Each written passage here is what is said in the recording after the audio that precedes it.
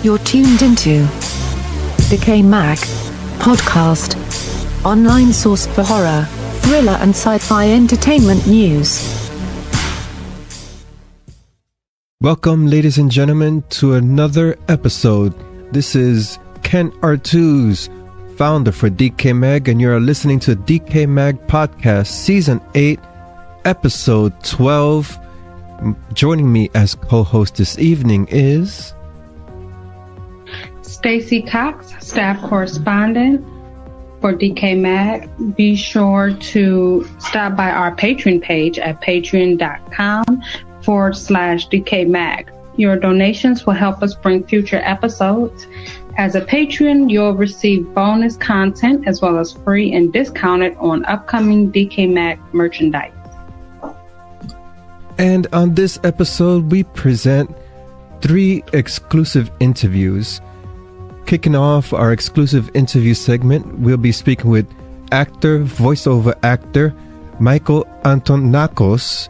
And for those of you who are unfamiliar with Mr. Antonakos' career, he provides voiceovers to a slate of characters from video games to animation. His latest release project that he worked on is Assassin's Creed Odyssey, where he portrays the lead character, Alexios. It's just released. It's so cool. And our second interview is with director-writer Christopher Moore. We'll be discussing his film Blessed Are the Children. And finalizing our exclusive interview segment, we have Paulina Lagudi, which will be discussing her feature film debut, Mail Order Monsters. So we have a jam-packed session, and also we're going to be reviewing some short films. They're a little different. And yeah, that's about it. Stacy, wow, we have a busy program this evening. Yes, it's actually very exciting. These short films are really good. Yeah, we have a slate of interesting films here. Well, without further ado, let's just delve right into our program.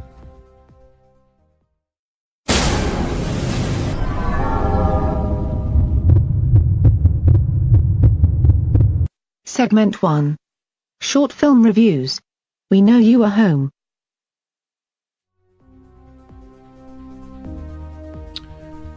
Kicking off our segment is the short film We Know You Are Home. And this is the latest release from Andrew J.D. Robinson, in which he directs a slate of short films. If you haven't seen his previous works, do hop on YouTube, type in, search for Andrew J.D. Robinson, or visit our podcast notes. We'll provide a link to this particular film as well as the other films. The synopsis for We Know You Are Home is: Alice hasn't run out of candy. She's run out of hiding places in We Know You Are Home, a Halloween horror short film written and directed by J.D. Robinson. The film stars Julie Landernot, Johnny Elston, Ricky Elston, Daniel Elston, and Don Lee. Interesting film. Let's just delve right into our thoughts. The cinematography, it's quite fantastic. I do appreciate for a short film the angles that Mr. Robinson used in order to convey the tension. Original and redefining. Yes, I think that this film really does follow originality. I have not, watching the film, I don't see anything that it compares to another short or feature film, which is great, because the mistakes that filmmakers do is that they portray something that they've seen before, either a slasher or a ghost. In this case, it does feel original. The performances were spot on. Thank goodness there was no B-movie acting, which is commonplace in indie films.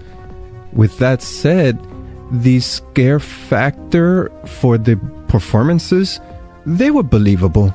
I would say so, especially with the final segment, the final scenes where the scares are most prominent.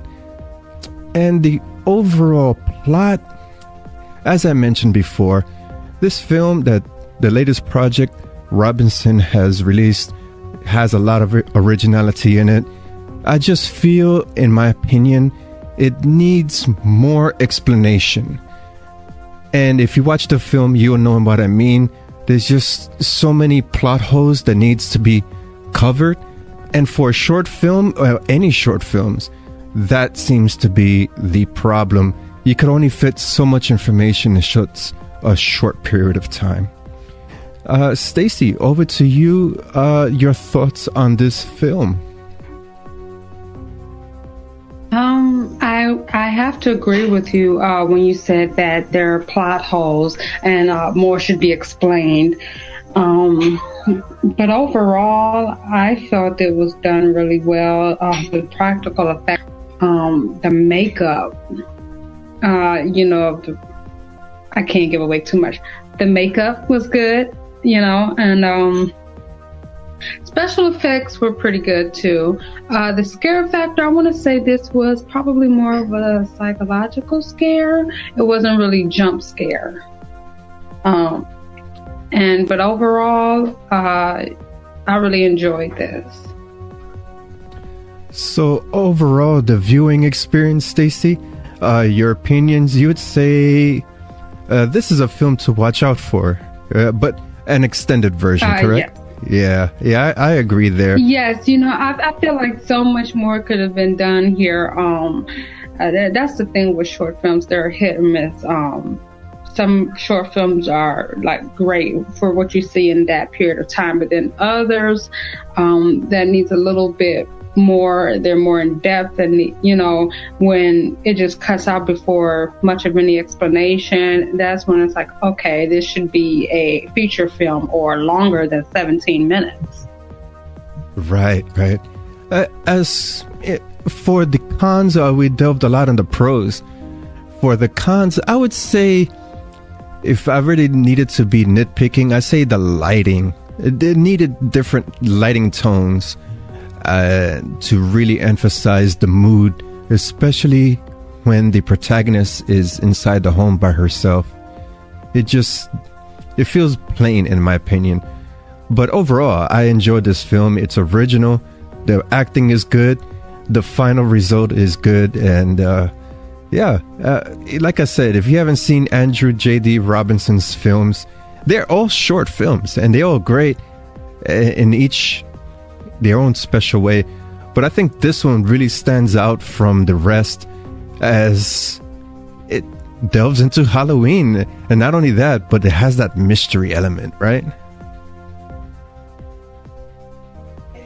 Oh, yes, I love the mystery element. Again, like the only con really that I see here is that, as we said, like it needs more explanation. It needs more time, or it just needs to be developed into a feature film, and more of the storyline, I should say.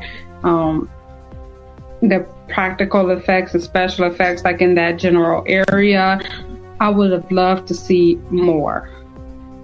Right, exactly. Like, you know what I'm saying? Not just, when she opens, I don't want to give away too much, but when she opens the door, that's so difficult. It's like, really, that's it? There's just a scream, and then it's like, oh man, they could have showed more right there. Right. But of course, when you're working on a low budget, there's only so much that you can do. So it's understandable that they only show certain body parts with practical effects without giving too much away. Yes. Yeah. I'm like, I don't want to give too much away. Definitely. That's exactly where I was getting at. Conductor. directed and written by Alex Noyer, released October 6, 2018 in the film festival circuit. Short horror, running time of 7 minutes. The synopsis: a music engineer mentors a young aficionado through composing a beat for a once-in-a-lifetime competition with devastating consequences. Now, a side note here, and this was, I found this interesting. The 808 producer said he wanted to not only study the use of drum machines and beat making in a horror setting, but also contemplate the price of the pursuit of fame, along with the consequences of today's need for instant gratification. Conductor screened at Shriekfest and then had its international premiere at Morbido Fest. Conductor is the product of simplicity turned into innovation. The plot is simple, focusing on a young man who is struggling with creating a beat for a competition. With the help of a talented young woman, he gets the perfect beat. His moment of celebration takes a major turn when everyone is witnessing a man strapped in a torture chamber. As the sounds of the man is mutilated by the torture instrument, this piece ends in a shockingly gruesome grand finale. The cast performances brought this piece up. Everyone did well in their roles. The camera angles were up close and personal and had great shots for this film. The musical score adds intensity to the camera shots. Everything in this piece is heavily music focused and makes the film entertaining in that setting. The cast of this film: Juka Hilden, Kelly Jordan, Nora Nagatani, and Michael McLean. Ken, I felt that this was so well done. What did you think about Conductor? For the practical effects, I would have to say that, wow, that was amazing visuals. I hate to use the term torture porn. I think that is the most idiotic term. Whoever came up with that term should be put in the situation where this guy was. Seriously. With that said, the practical effects was amazing. It shows some grotesque, gruesome, torture, but it's not porn. They really spent a lot of money in that area, because the acting, I felt like, there wasn't so much acting, more so than someone trying to play an instrument. The scare factor, I don't see any scare factor in it. It's more like when the final scene does show up, it really gives you that punch in the gut because you're not expecting it. You're expecting something. Well, I don't know what I was expecting, actually. And I think any viewer would be feeling the same way too, being that Act 1 and Act 2 focused on the musical instrument. Overall, I say that Conductor really needed some help in the plot department. Sure, it has good special effects, practical effects, but where's the plot? Who is this guy? Who is the girl? Why is the kid playing the instrument? How does he fit into the story? There's so many holes in this plot that at the end of the film, I was like, okay, and so what did I just finish watching? That was my opinion. I have to agree with you there. And honestly, when I watched it, I didn't even think about that. I was just so amazed at like how they incorporated the music and then into that, just the whole little torture scene of it. And I'm just like, wow, I was like in awe. I haven't seen that before. So I was pretty focused right there on that section. But yeah, I do agree that there's not much of a plot. I feel like that they probably just maybe it was more, what's the word I'm looking for? Shock factor. No, not shock factor. Like, when you're acting and you just make things up as you go. What's the word for that? Improv. Improvisation. Improv, yes. Yeah, improv. Yes, that's what I'm looking for. I think like it was a lot of that, and it's just a scenario, and then you just make things up as you go, or play out as you go, or whatever. So yeah, I do agree that the plot needs more substance. Yeah. Special effects, as you said, awesome. And just that whole scene, like I'm just stuck on that whole scene. I'm just like, wow, now that's a treat right there. I didn't even expect it to go there. I didn't know what I was expecting. Between the young lady just dancing about, and then it smells like, oh, what is going on here? Right. Like, yeah, that was weird right there. It really was.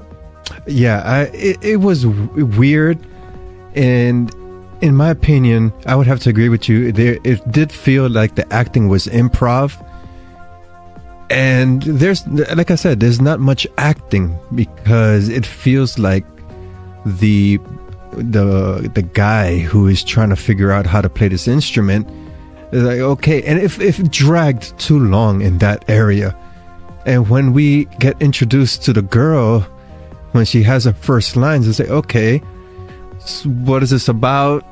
Get to the point. And the final reveal is like, okay, so who are you? Why she's happy this is happening? It just feels incomplete, in my opinion. And they resorted to visuals to say, oh, wow, look, yeah, we could win some awards with these type of visuals, but let's just forget the storyline. Yes, and now that you mentioned that, and then going back, I wonder, why she was so anxious to help him and everything. Is because she was part of that whole little plot there, that whole plan. I wonder if that's like the twist that you don't see head on. Right, yeah, of course. Huge twist. Yeah. In terms of originality, I can't say it's original. I'm not saying that the film Conductor has its pitfalls. No. It's good in its own way. It just needed some fleshing out of the script and originality. When I saw the film in its completion, it just reminded me of a Saw knockoff. Okay, all right, it's good, it's intriguing, the practical effects. It's just I want more violence, perhaps. If they would have talked about that in the beginning, then it'll make sense. That's just my personal area that I just feel like it just needs some help in. But overall, the film is good. Yeah, and don't forget, like it even mentions in the press release, it's much like, actually, I should say this is a quote by Bloody Disgusting, very much in the realm of things like Saw and Cube. So. Well, I don't see Cube in here. If for those who watch the film, okay, where the containment unit is a cube. Oh wow, okay. Yeah, that's what you said. That's like entrapment or whatever. If that's what you're thinking, but I don't see Cube in there. Saw, I do see. See Saw. Maybe it's heavily focused by that film Saw. Right. Or heavily inspired, I should say. Heavily inspired by Saw. Right. I can see a lot of that. But and the cinematography too, it's simplistic. You don't see that much complex angles and stuff. But overall, the director just gives us a good story visually when he provides the angle behind the guy, when the curtain falls is at the right moment, at the right angle. I would say this merits more time. Not a full feature time. Yes. But perhaps a half hour, more minutes, so we could get these characters fleshed out more. I agree. Father. Next film we are reviewing is titled Father. This comes from filmmaker Chris Keller, and the synopsis, the overview of the film is as follows. Father, it is a twisted tale about a dark monster conjured up by a mother's neglect inflicted on her son. Father is running at this moment on film festival circulation. My thoughts on the film. The plot, I really enjoyed the tale of his imaginary creature, this creature in the closet haunting this I wouldn't say neglected child. The plot, by watching the film, it doesn't feel that he is neglected as severe as he should. In my opinion, a neglected child would be, I don't know, in an isolated room without an iPad to keep him entertained. Child welfare services coming knocking on the door type of thing. That's not what we see here. The performances were spot on, especially for the child actor. I have to give huge applause for any child actor who acts in a horror supernatural film or any film that has strong, scary overtones.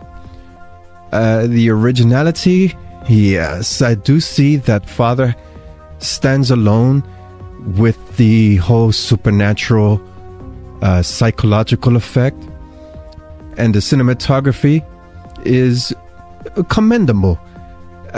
The setting takes place mostly in the child's room, with 10% of the film going into the corridor when we are introduced to the parents. Overall, I think for budget-wise or indie-wise, that Father is a good contributor as a horror short film. The only negative that I see would have to be once again the story. The synopsis or the overview describes a child as being neglected. I really don't see that. I see a child that is more isolated because the parents are more focused on having sex than giving him attention, which, hello, it's perfectly natural. At first, I didn't know if that was his mother or father or the father and his girlfriend. The story needed to be fleshed out a bit just to show how neglected and traumatized he really is. So, Stacy, what is your opinion on Father? I share the same sentiment. Watching the movie, I'm like, this kid isn't neglected, and if that's what they call neglect, neglection, it's like, okay, cool. They just want to go and have some time to themselves. Yeah, it's just like neglected. Like, no, kid, just go in your room and give us an hour. But practical effects, I thought were really good. The character makeup, the father, very well done. I was very intimidated by this character. I would have loved to see, though, a little story on this father figure. Like, why is he called father? What brought about this father figure? I mean, is it because going back to the kids, quote unquote neglection, that he created this character and called him father? Or, it's just like, he just looks like a boogeyman in the corner of the room, really. So, but again, the makeup, awesome. Overall viewing experience, scare factor. I would say the scare factor to me was minimal. It wasn't really jump scare, but there were a couple of times when, the boogeyman, I'm going to call him a boogeyman, the boogeyman kind of like lashed on. I'm just like, oh, okay, well, this is what we're doing here. You know, I kind of flinched in those moments, you know, so, because I didn't know what the boogeyman was going to do. You know, I'm expecting something drastic to happen to the child. I'm like, and I was kind of let down when nothing really happened. Just like, oh. and the way it ended, you know, I mean, I know violence against kids in movies is kind of taboo, you know, but it's like, oh, come on, man. I wanted something to like shock me in that ending. The way it ended was a little bit of a letdown. Right. Yeah. I was to me the final minutes of Act 3 were predictable. As soon as the child was not giving anything away, but as soon as the child was confronting his fears, let's put it that way, I said to myself, wait a second, I know what's going to happen. And it happened. All right. Okay. Typical. I would have to agree with you, Stacy. The practical and the special effects on that father creature boogeyman, yeah, it looks like a boogeyman to me. I just don't know how this creature is named Father. And again, it falls under the story. It needs to be fleshed out more. But the creature, for computer graphics too, because we do see a little bit of computer graphics on it, it's impressive. I do enjoy that twitching movement. It's creepy. And for horror fans, that wouldn't be so creepy, but for the average viewer, be like, whoa, that's intense the way it moves. The make effects, I gotta agree to. It's really detailed, but it's to the fact that I don't know if it's what's computer and what's actually practical, or if this is all computer generated. That's how good it looks. Yeah, I agree right there. It all falls under the story. It's like, you know, you got this character here who, I mean, it's called Father, but he looks like a boogeyman. You know, he looks like a boogeyman. And I just want to know, okay, why is this character called Father? You know, and they need to delve more into that child neglect. They really do. I think I could say that this film would also suffice probably as a feature-length film, because like so much backstory is just left out of it. Right. And especially when you have an intimidating character such as this father creature, you want to know. Well, I want to know, how does he fit into everything? And of course, once again, this child in the synopsis and the description is described as neglected. Come on. I come from the Bronx. I know what neglect would look like in a low income scenario. And this kid, he has luxuries. That is not neglect. They should switch the script around and put it from the child's point of view. Not necessarily neglect, but perhaps the father has a girlfriend and he doesn't feel comfortable with that. So he creates a creature in his mind to help cope with that situation. Or another element, perhaps mother and father are having a baby. These are different scenarios that actually parallel real life situations that the kid will come up with a boogeyman creature. Oh, yeah, I agree with those scenarios. If they can, you know, just elaborate on that more as far as this film is concerned, then, you know, look at some different alternatives to just let the story itself make sense. Because, I mean, watching it, you know, it's good. Practical effects, special effects are good. Cinematography is good. That acting is good. But as far as the plot goes, it just doesn't make sense from when you read the synopsis and actually watching it. Right. And even let's just toss this in there. Let's say the child is neglected. I would say remove all the furniture from that room, the setting. Remove the curtains. Put what do you call the bed sheets. Put a box spring on the floor. Put the kid in dirty clothes. That would be neglect. And now we could say, okay, the child is channeling a creature to help him defend himself or something like that. It would make sense, but it's a weak area in the movie. But overall, outstanding performances and outstanding product. We just need more time. And like I said, with short films, I would say go 30 minutes or 20 minutes. Just get that story across and cover all the points. Yeah. Oh, it's funny how so far in this lineup of short films, the major factor is time. They all need a little more time. Yeah, it is so true with short films. That's the challenge with short films. It's how to convey your story quickly and fill in all the gaps and provide something, a great storyline, visually and written down. So it's a challenge.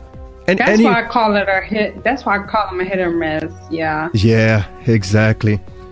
And that's the difference between feature film and short film. Feature film, you may have too much time and then your plot gets stretched out and muddled, as opposed to a short film that we could be complaining that there's no time, but that just gives you, what happened to this guy? What happened to her? What happened to him? And it just raises more questions. Hey, a lot of feature films will probably suffice around the 60-minute mark. You know, it's a lot of scenes in those movies that were unnecessary. You know, all that, you know, in the beginning where you just got this 10 to 20 minute, you know, conversation between the characters, and you're just like, what are you talking about and why? Why are we listening to this 20-minute long combo? You know, about nothing at all, really. Usually the conversation is about nothing at all. And that's the case in a lot of found footage films, you know, how they have that long dialogue in the beginning and you're just like, what are they talking about? Exactly. And, you know, that could be cut out. Yeah, a lot of feature films, like, a lot of that could be cut out. It's not necessary. It's not needed. Pretty much just get to the point. A little dialogue, get to the point. It's like, okay, around the 60-minute mark, and you're good. Right. I totally agree, especially with found footage. But overall, Father, I did enjoy it. And I'm sure horror fans and non-horror fans, people who would just watch horror just casually, will enjoy this film. Pappy's World. Pappy's World, directed by Matt Wisniewski, co-written by Fred Pallone. Release date has not been announced yet. Release format is a video. The genre is short horror war. Running time of 9 minutes. The synopsis. A girl in post-racial America gets a killer doll for Christmas. Well, Pappy's World. This is certainly a world. So Pappy's World is a refreshing, entertaining cinematic treat. It's a world that is a combination of several things. You have action, comedy, horror, war. There's also some subtle cannibalism and erotica mixed within. Pappy is a creepy doll. And when I say creepy, I'm not talking about scary creepy. It's more like old man perverted creepy. A young woman finds the doll and brings it to life. And this awakens a subliminal sense of nightmarish events. The cast performances are colorful and humorous and parallel to the plot. The lighting and different color tones gives the film an ambient vibe The music selection sets the film off and ups the entertaining value. The selections are upbeat and fun. So Ken, I know we have a lot to say about Pappy's World. How do you feel about this film? Oh wow, Pappy's World. It's different. Pappy's World is different, I tell you. Oh wow, where to begin? For practical effects, I wouldn't say there is any in this film. Likewise with special effects, but we have something new. We have puppet effects. Oh gosh, wow. Well, Pappy's World, yeah.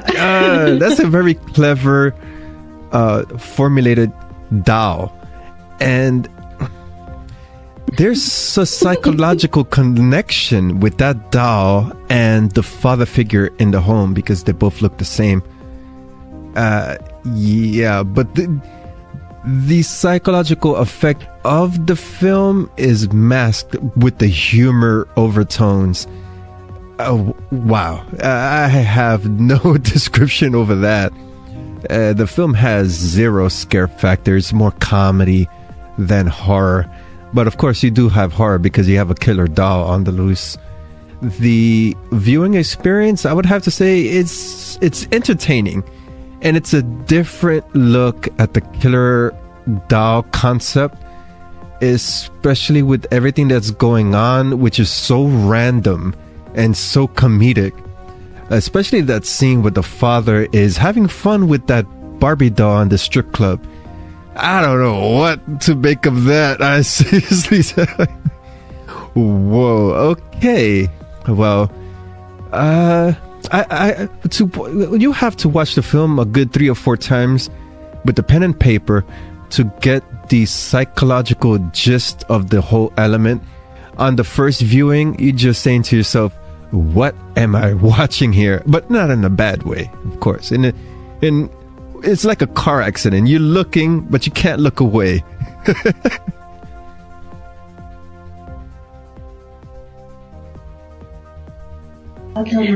Yes, I agree. Yeah, I really enjoyed Pappy's World, and I felt even here. I mean, we don't have an issue with storyline or plot or anything like that. We don't have an issue with time. I mean, there's so much going on in this film that I felt like, okay, this could be like a feature film here, because it's like so many things that are jam-packed in 9 minutes.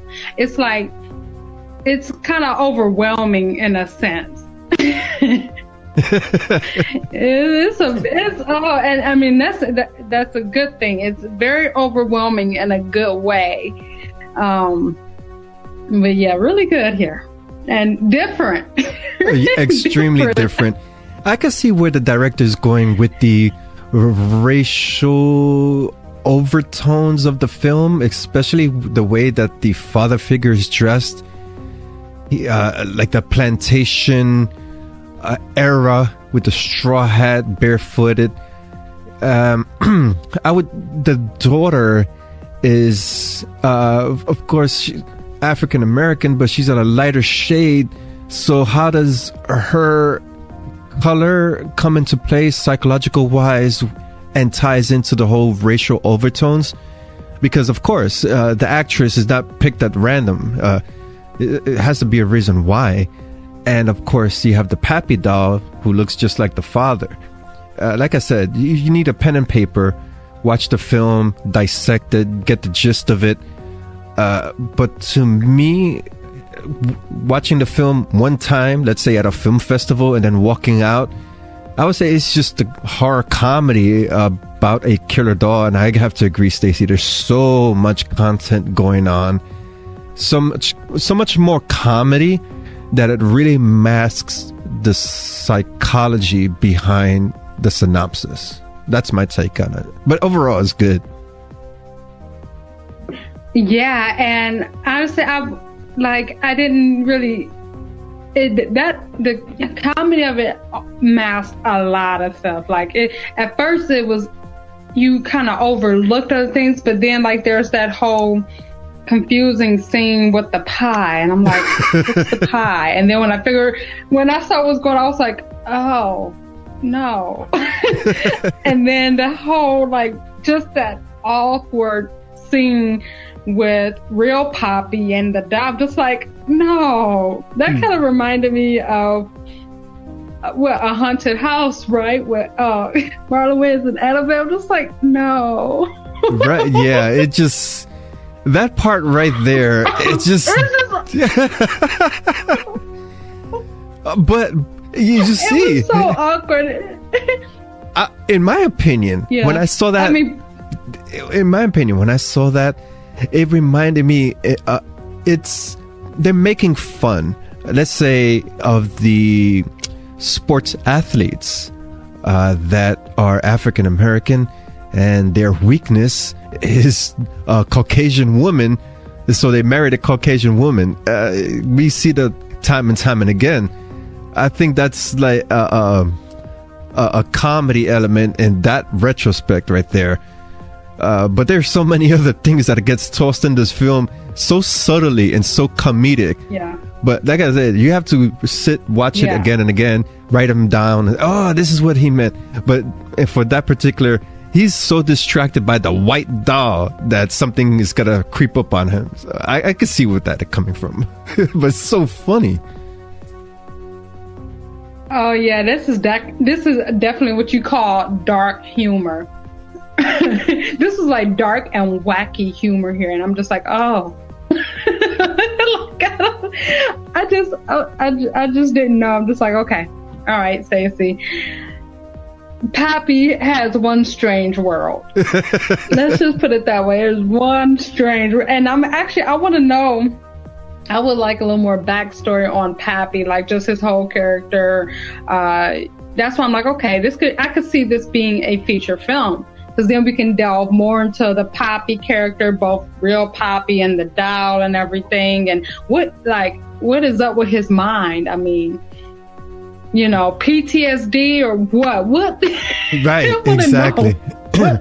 You know, you can see, it's like you can see that little, because you got the war aspect in there. So I'm like, okay, he was in the war and everything, and then they talk about anti-racial, or not anti-racial, they talk about post-racial and everything. So, I mean, could this be highlighting PTSD or some other form of, you know, mental disorder?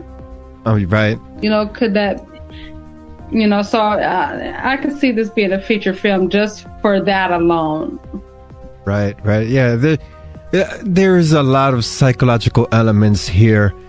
But it's just so fun to watch. As I said before, it's like a car crash. It is. You want to look away, but you can't. And again, right. And again, it's just so many different themes that is jam-packed in this 9-minute film. And not even 9 minutes, because, you know, you got the end credits as well. So that's what makes it 9 minutes, the end credits, or even less than that. It's just so much jam-packed. That it's like you can make sense of it all, but it's also overwhelming at the same time. Right. And once again, time is the enemy for a short film. Yes. I tell you, that's a challenge. It's a challenge. That's what sets out a filmmaker from a filmmaker. Yeah.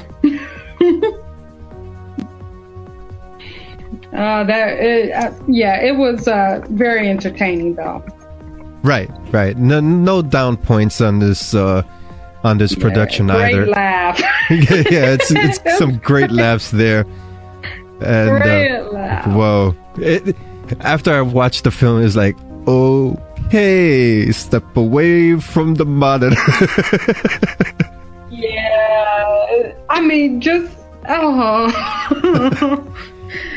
Okay. And like I said, I mean, just like the pie scene, and then, you know, that little awkward moment right there, just took me over. I was just like, what? Right. Like, I don't know. So, in my opinion, that's, I think the pie scene was something that had to be sexual. the most- I don't know. I mean, like, did you get? That's why I was like, okay, what is that? Some sort of cannibalism or something? Like, what's that? What is going on here? Well, yeah, it's out there. It's wacky. Yeah, this was definitely a breath of fresh air here. It is wacky. It's dark. It's wacky. It's it was definitely entertaining. Absolutely. I can't wait to see more works from this filmmaker. If it's anything like this, oh, whoa, that's something to look forward to.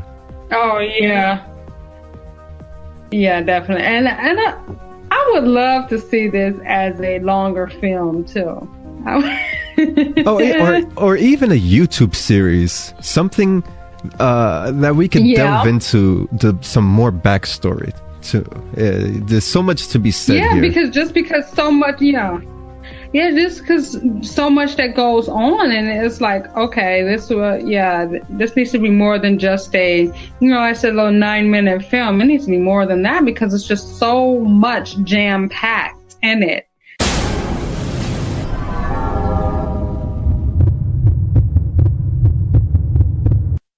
Segment 2 exclusive interview. Actor Micheal Antonakos.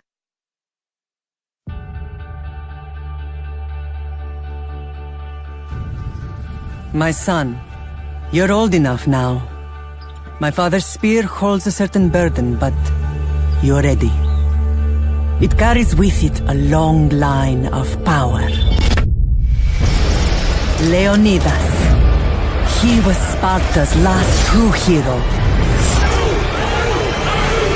The same blood courses through your veins, but it isn't enough to make you unite the people of Greece. We kick off our exclusive interview segment with a conversational interview with Micheal Antonakos. Mr. Antonakos is a voiceover actor. He was born in Athens, Greece, and raised in Lake Louise, Alberta. His first big break came when he landed his first video game audition, starring in Lord of the Rings: The Third Age. Through this role, Micheal ended up falling in love with the world of motion capture and voice. He eventually became widely known as a performance capture actor in the video game realm. Micheal Antonakos stars as the lead character Alexios in Ubisoft's highly anticipated and widely popular blockbuster video game Assassin's Creed Odyssey. In this interview, we discussed the various aspects of Mr. Antonakos' career, voiceover acting, and the video game industry.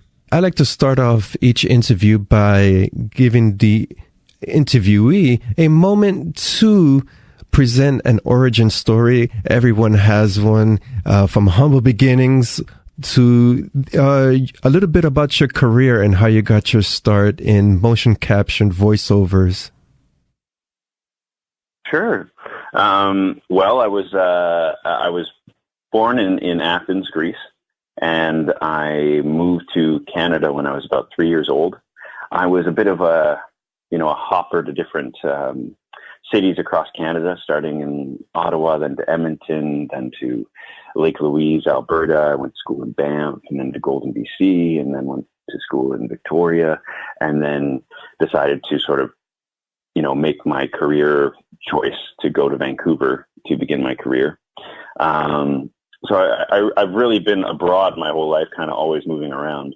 And I fell into acting when I was about grade 2 in Banff.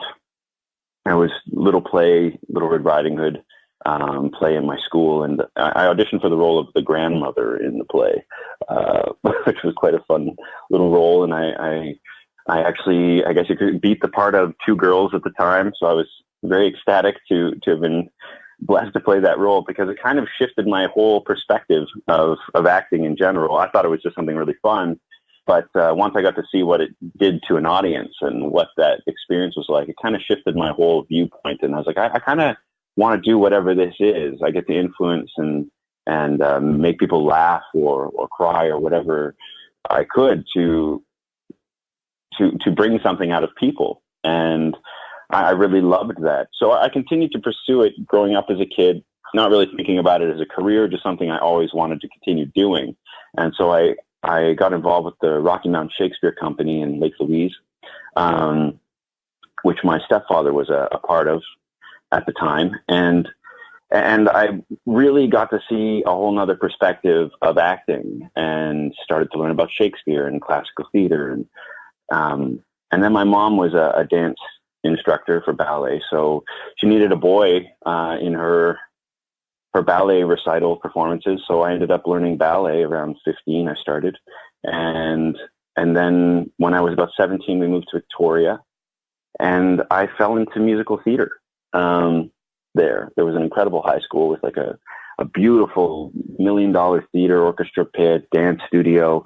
My teacher at the time, whose name was Sylvia Hosey, who's a well-renowned Canadian director and was actress herself growing up, Broadway actress. And she was a godsend in my life and kind of nurtured something out of me to sort of give me the courage to continue forward. So I started doing musical theater a lot at that age and started to sing. My sister's an opera singer in New York, and I kind of picked up singing because of her. I'd have to give her credit because I would mock her growing up as a kid. And that's kind of how I learned to sing, was just making fun of her. But that got me my first role in a musical, and it kind of took off from there. So when I was about, I went to university for 1 year after high school, and for theater, and I kind of didn't feel at home there, so I decided to pursue the career fully and moved to Vancouver at around 1920 and just give it a shot. I was a year into Vancouver, about a year and a half, and I happened to get called for an Lord of the Rings audition for a video game. Mm-hmm. And I went there, and it was a big casting call, hundreds of people, and they were looking for people to play all these different roles. And I auditioned for the role of the dwarf. And they got me running around a room, and I guess I can change my body well, and maybe that's due to a lot of dance. But they said I was the only one who could run and act like a dwarf. So I ended up getting my first audition call for a motion capture video game for Lord of the Rings. And that's kind of how my motion capture career started about, it was 15, 16 years ago, I guess. And I kind of just followed it from there. And it's been a really, really fun ride. I've been doing theater, film, television, voice, animation, commercial, all the different stuff. And motion capture has kind of been this side thing throughout my life that I've continued to do, and I've loved it. That's a brief sort of summary of it. Wow, you are truly blessed to have had so many opportunities presented, including having your parents already involved in the performing arts, which further made your career even much easier, and curious about the different aspects of performing, whether it be acting, dancing. You got me with ballet. That's an area I always wanted to try. So kudos to that. Wow, that's very intriguing background there. Yeah, it was a random one, and I continued to do all types of dance. After that, I went into jazz and modern, and I became a swing dance champion in Victoria, and lots of different stuff growing up as a teen. But later in life, it was something that I just couldn't fit in anymore. As I started to do just more and more, my career took off, and dance had to fit a bit more to the side. But it's always there, and it's a deep love of mine. And now I mainly do a lot of partner dancing when I can fit it in. I'm assuming that the dancing aspect really helped out for the motion capture acting aspect of the video game auditions for these different characters, especially for Lord of the Rings? It's been one of the best benefits. One, because you're able to pick up choreography fairly quick. So you can you map out your body movements of what it needs to do for certain beats and timings. And that has been really useful. But the other thing is, yes, the ability to change my physicality to become other people is almost like puppetry of your body. So that part, it would have to lend a lot to physical manipulation, and then owning that with my voice and changing my voice up for different characters. And I've done that for many games, and I love it. I love just being free enough to change into a different type of alien who walks this way, or a dwarf, or a race that stands very differently. And it's very freeing because there's no limitations due to how you look, which they can animate anything on top of you as long as you are doing the right physicality and vocal manipulation for the character. Once they put an image on top of it, it works. Yes, absolutely. And that when you mentioned that reminds me of a previous guest that we had on the show. He utilized his background in dancing to create the Planet of the Apes characters, the creatures, and also for King Kong. So it's a lot of aspects that you train your body in such a way to mimic different movements that wouldn't seem normal for a normal human being. Yes, that's quite accurate. It is actually more normal, I would put it. It's just we've all steered away from our really innate ability to be so free in our bodies, almost animal-like. And it's kind of retraining yourself to get back into that state. Interesting. It's a fascinating thing to act almost physically like a monkey and those sort of things, but to really get into it. It's very freeing. And we actually become very closed off and constrained as humans because of, the way our society is and the way we live. And we're very safe. So it's neat to let go. Yeah, that's an interesting perspective. Yeah. And for the motion capture aspect of your career, I personally see that this is going to be the future of filmmaking. Eventually, I would say in the next 20 years, actual live action films will be replaced with a motion caption actor voiceovers. From your perspective, do you see this evolution, the technology constantly changing? You see that type of aspect happening? I definitely do. I would have to agree a lot. I don't know if the medium of film and television, like the actual actors, is ever going to disappear. I have no idea. But I do see this really emerging and growing and more. And I just saw a video game with 7 stars in it, and they use their actual faces and voices and I guess motion capture as well. And I was like, wow, they're getting full stars to do full video games now. So I definitely see these cinematics growing on all aspects of not only video games but film. Like you said, I do see motion capture beginning to take off because it gives a bit more freedom to create worlds and animate them rather than deal with the human and animating humans within a world. You can just animate the people as well, right? So it is easier.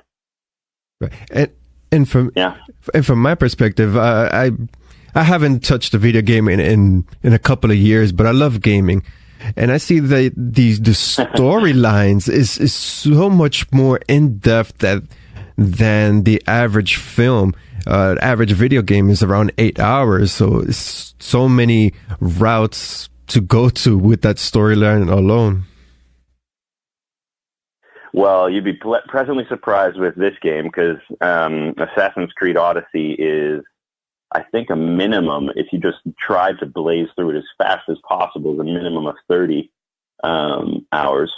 And if you can go from, hundreds to 1,000 hours, but most people, I think it's been about 100 hours from what I've come to understand people playing it. The storylines are amazing, and they're getting more and more amazing. This game itself was was so unique. The writers have been working on it forever, and the last few years, and building this giant world of conversations, because it's multiple choice. It's a choose your own adventure, and you can choose which way you want to take the character and which answers you want to give. So that was really fascinating to have so many choice wheels and options, and to act those out and play in that way. You never know where your character is going to end up going. And they're wonderful in the sense of storyline. And as an actor, it's very challenging and very fun to play so many different ways of telling one story. Yes. Assassin's Creed is, I believe I've played part 1. I don't recall. But yes, there is that multiple choice, and whatever choices that you make, it could either be a good guy or a bad guy, the protagonist, antagonist, and the player just immerses himself in that world, however path that he chooses, which I find unique. And once again, reverting back to the aspect of filmmaking, there's no control with the protagonist and the antagonist. So that's another area that I see would really propel video gaming way over a film in the next 20 years. Yes. Yeah. You're really not only watching a movie, you're getting to be the character in a way. And I think that's really enticing to a lot of people, to fall into those worlds a little more. And for the motion captioning and the acting, voice acting, many may not be aware that there's so much that is involved in creating your character. On the average, how does the day begin? Do you fit into that weird looking suit with the tennis balls on them? Does the voice acting come first? How does everything play out? For the motion capture shoots or performance capture shoots, you arrive to work, you put on these skin tight, body suits. They Velcro these little reflective balls, and then you put on dots all over your face, and then mount a helmet camera, which has 3 little cameras with lights in them that blind you all day, and they map your facial movements and eye movements on the cameras. They have a little mic attached to the helmet, so you walk into this open space that looks like a giant padded insane asylum, and there's little sensors all around the room that are capturing all of your body movements, including your fingers and your feet and ankles and everything. So it really captures all of your physical gestures, so that it can capture your character's behavior. And then depending on the role, how I start my day, I usually walk around the room, getting back into my character's physicality and voice and placement, and then we start work on our scenes, and then go from there. For the voice, it's a little different. I would just go into a voice studio all by myself, and I would get a script maybe a few days before we shoot. Sometimes it was 150 pages to once I got a 900-page script, and you just have a few days to read it. Basically just sit down and read it, and then you're in the studio. So there was very little time in those regards to do any homework or prep, and that was a challenge for me. I like to go over things and prep it and make it sit. So it was more like, okay, find my character and go in there and just have imaginary conversations with no one, and not have a lot of time to prep it. So I did my best in that regards, and just tried to have fun with it. But for me, that was more challenging. The actual motion capture part is really fun because you're actually acting with people, and you're getting an opportunity to play right there and rehearse and find how to make the scene work best. You don't really get that in this voice studio as much, because you have to pump out 250 lines a day, and you're limited by a lot of time constraints. I'm curious, because for myself, I also want to venture into voice acting, especially podcasting has been exploding, but also narration of content. Let's say, for example, a horror story. We see YouTube's always filled with that. To become or to delve into the role of a voice over character. What are some of the pointers that you could really emphasize, especially creating different accents, for example, or creating different emotions? Yeah, it's hard because the voice is a little different than, film and all that, because you get to see someone's emotions.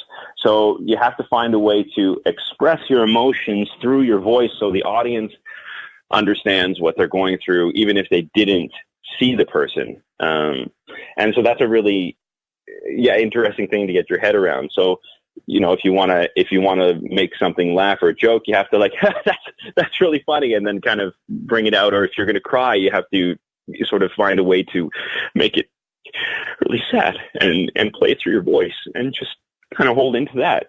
And so there's ways to, you have to find ways to manipulate sound to get your meaning across if they couldn't see you. And that's a really good tip I got when I started out. And I found it very helpful. But if you want to do accents and you want to play around with range, I mean, it's really just getting out there and practicing, looking at videos and picking up books and learning about accents and, finding a French accent and putting it on and playing around with it and doing that, or, doing the proper British and having that sort of thing. It's finding where that sound sits. And so everything you do has to have a different sort of placement. So Alexios in the game is the Greek sound, and then I put on a mask for him. So now he's like this. So that's his sound, and that's where I place him. And so everywhere you sort of have in your body, there's a different way of playing different sounds. Cartoons are another whole thing because you have a lot more range to go into. So you have to find out the different areas of your voice, because you might have one that's like way up here, and that's like a totally different character than anything I would play. So there's a lot of room in your voice, and it's up to you to sort of play around and find it. But I think it's fascinating. Voice work is really a very, very fun medium, and it takes a lot of training in the beginning, but once you start getting there, it becomes extremely fun. I'm blown away by all the different, your vocal range is magnificent. And one area, my wife always makes fun of me because I'm trying to practice the British accent, and she says, "Yeah, you got it," but then you stray into Irish. So I'm like, "Oh, okay. Well, I gotta." Oh, you did the Irish, do you? The Irish. I still can't pick up the accent. Well, the Irish is nice, though. I like the Irish. It's very Irish and Canadian are actually very similar. Good tip. I'm going to write that one down. Yeah, well, the Nova Scotia, they got that sound. It's very similar to Irish. They go down the car, that sort of sound there.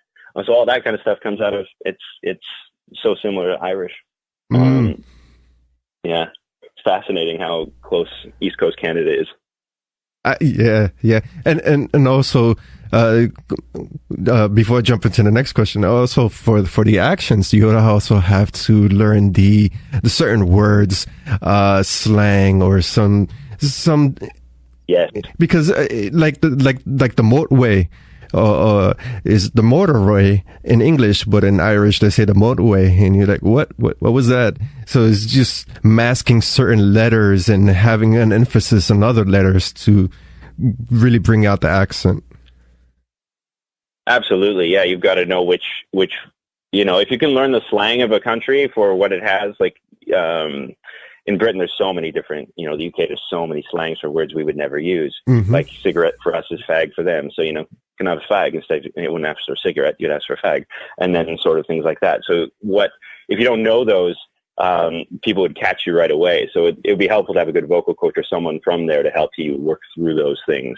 Because even if you can get the accent down, it's not really knowing what they'd say differently. You wouldn't know unless you were there. It's very true. And, Cockney is very like that with the British accent, because there's no T's. So bottle, got that thing to do. So Michael Caine, who's got that sound, and everything's different, but they don't have certain sounds in it. Right, exactly. They don't really hit the T's. Yeah. And the A's also, like we would say allow it, and they'll say allow it. Right. Yeah.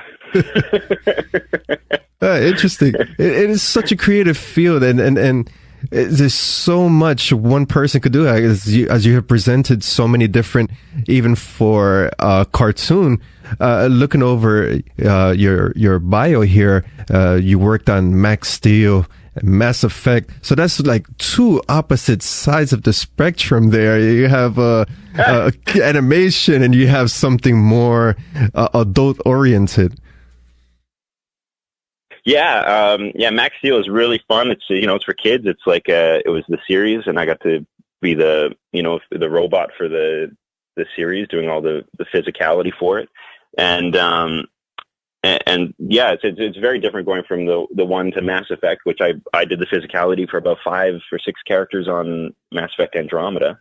And, from I think Kylo Ren, he's like an alien from another planet, to Jaal, he's like a very thin, wrangly alien, and I do all his long, thin body movements, and he talks very highly, and up like this. And then Drac is this deep, thick alien, and he speaks way down here. So I would have to change my whole physicality and make him very heavy and very big, and then just a normal human like Ryder Senior, where I would do all his commanding officer sort of positioning, strength body leading kind of thing, human. And so every body has a very different performance. Yeah, but they're all the same. It's all acting. It's just tell the truth through them. And adults or kids, it's just finding the medium of doing it. So wow, so much is involved. I think the most challenging aspect is to be in the room by yourself, portraying this particular role, as opposed to sharing a vocal studio amongst your castmates, so that way you could feed off of their energy and off of their expressions. I find that to be much easier. I never knew that was the case. God, I wish. If I had one, critique or thing I would love to see more in the video game. I know they have challenges to work around with the recording software and all that stuff they have, but if they could find a way to put us in the room and vocally perform with each other in the game, God, it would just be so much richer. So much richer and right. So much more honest, and you'd know how the other person's going to respond, and you're playing off of that rather than making it up in your head and hoping that it's going to play out well once they cast another person to play off of what you said. You have no idea what's going to happen, and in some ways it works, and in some ways I looked on and been watching some of the scenes. I'm like, it could have been better just off that alone. So I do hope they find a way to do that more, because it is very challenging to do that alone in a room. Right. Yeah, I would assume so. In particular with film, that's one thing that I always look at with an astute eye, how the chemistry is between the characters. And in my opinion, I would have thought that at least you would have the audio cue from your castmate in your ears, so that way you could also feed off of that, even though they're not in the same room.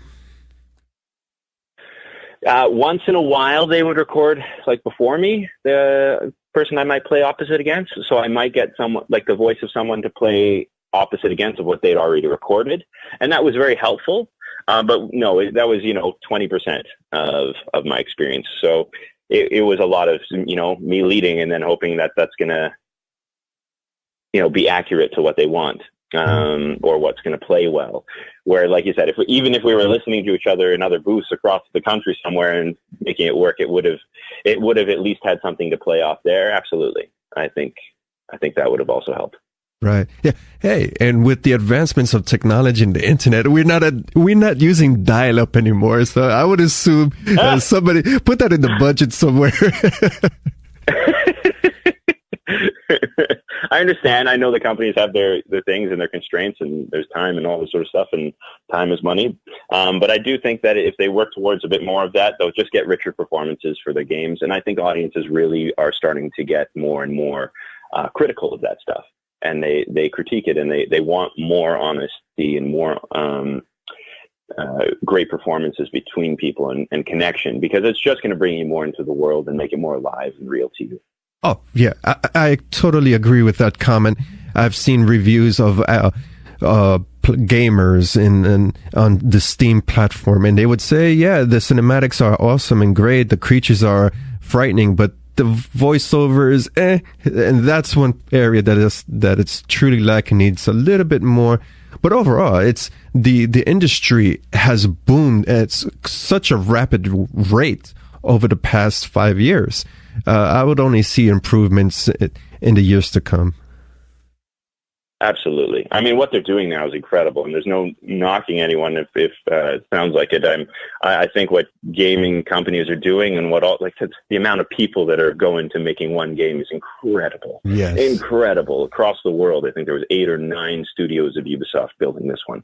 It was based out of Quebec, but it was 8 or 9 studios of other Ubisoft studios working at building this world, and it's fascinating. And you're right, it's happened so quickly that I think everyone's just learning still. It's a big process of learning and growing together, and I think it just needs more collaborative effort, and I think adding some of the actors now are, because they're getting more into the acting world of it all, I think hearing some of the actors' input is going to be useful for them, because it's no longer just games. It's games with incredible stories that need real performances. And the actors are kind of the cherry on top of all this major work they do. Can they give it a little bit of life through the actors they bring into the roles? That's so true. And with Assassin's Creed Odyssey, are you familiar with the whole, not trilogy, the whole Assassin's Creed, because this is like the fourth part, I assume. Are you much familiar with this whole storyline? Yeah, when I started on the game, I didn't know much, so I jumped onto the wonderful YouTube. And I started learning by just watching older games and storylines, and I would listen to people's overview of the entire franchise and the series and the lore, and then I would watch different Assassin's previous performances and sort of get a feel of the world and what has already been done, and I wanted to keep it consistent, so that I knew what the lore was, I knew what they kind of feeling going into it. So I came to the studio with a lot of questions when I started out, like what's the apple, what's this thing, what's the animus, what's the Atlanteans, and just asking questions to you figure out more of everything, so when we got to it in the game, hopefully I would feel a little bit more understanding of everything that was happening. It's a fascinating storyline, and it deals in so many fun ways, and conspiracy theories that they've taken and put them into the storyline, so that I really have to say what they've done is an incredible thing with the lore of Assassin's Creed, and on top of it, the way they recreate all of the ancient worlds as their backdrop, so that you can go through all these cities from, Italy and the Renaissance, and I think France and the UK and Egypt. I'm just like, wow, have that opportunity just to walk through those worlds alone is worth the game in itself. Right. Yes. The cinematics are amazing. From what I have seen on the trailers and a little bit of gameplay that are in YouTube. A lot of work indeed. Yeah. For the character Alexios, oh my gosh, the main character. That's a tongue twister there. Alexios. Thank you. Immersing yourself in this character, and I'm sure every actor immerses himself in the character, learns something about them, their pros and their cons. What did you learn about this particular character and his contribution to the storyline? Well, I learned a lot. He's been an interesting character, because he starts the storyline with him. He almost starts like a bit of a very flawed, broken, hiding, and an over-emasculated version of himself, because he's had to fight to survive, and he's hiding from the world because of the past he's come from, and no one knows he's alive. So he's a bit of a showboat, a bit of a broady brawler, and he stopped education at the age of 6. So I really wanted to exemplify a lot of those things, but he was raised as a Spartan, and he was raised as a strong warrior, and up until that age, and he only knows that commanding world as a child. So the story he goes on is a journey of not only self-reflection and having to figure out his past and where he come from and confront it.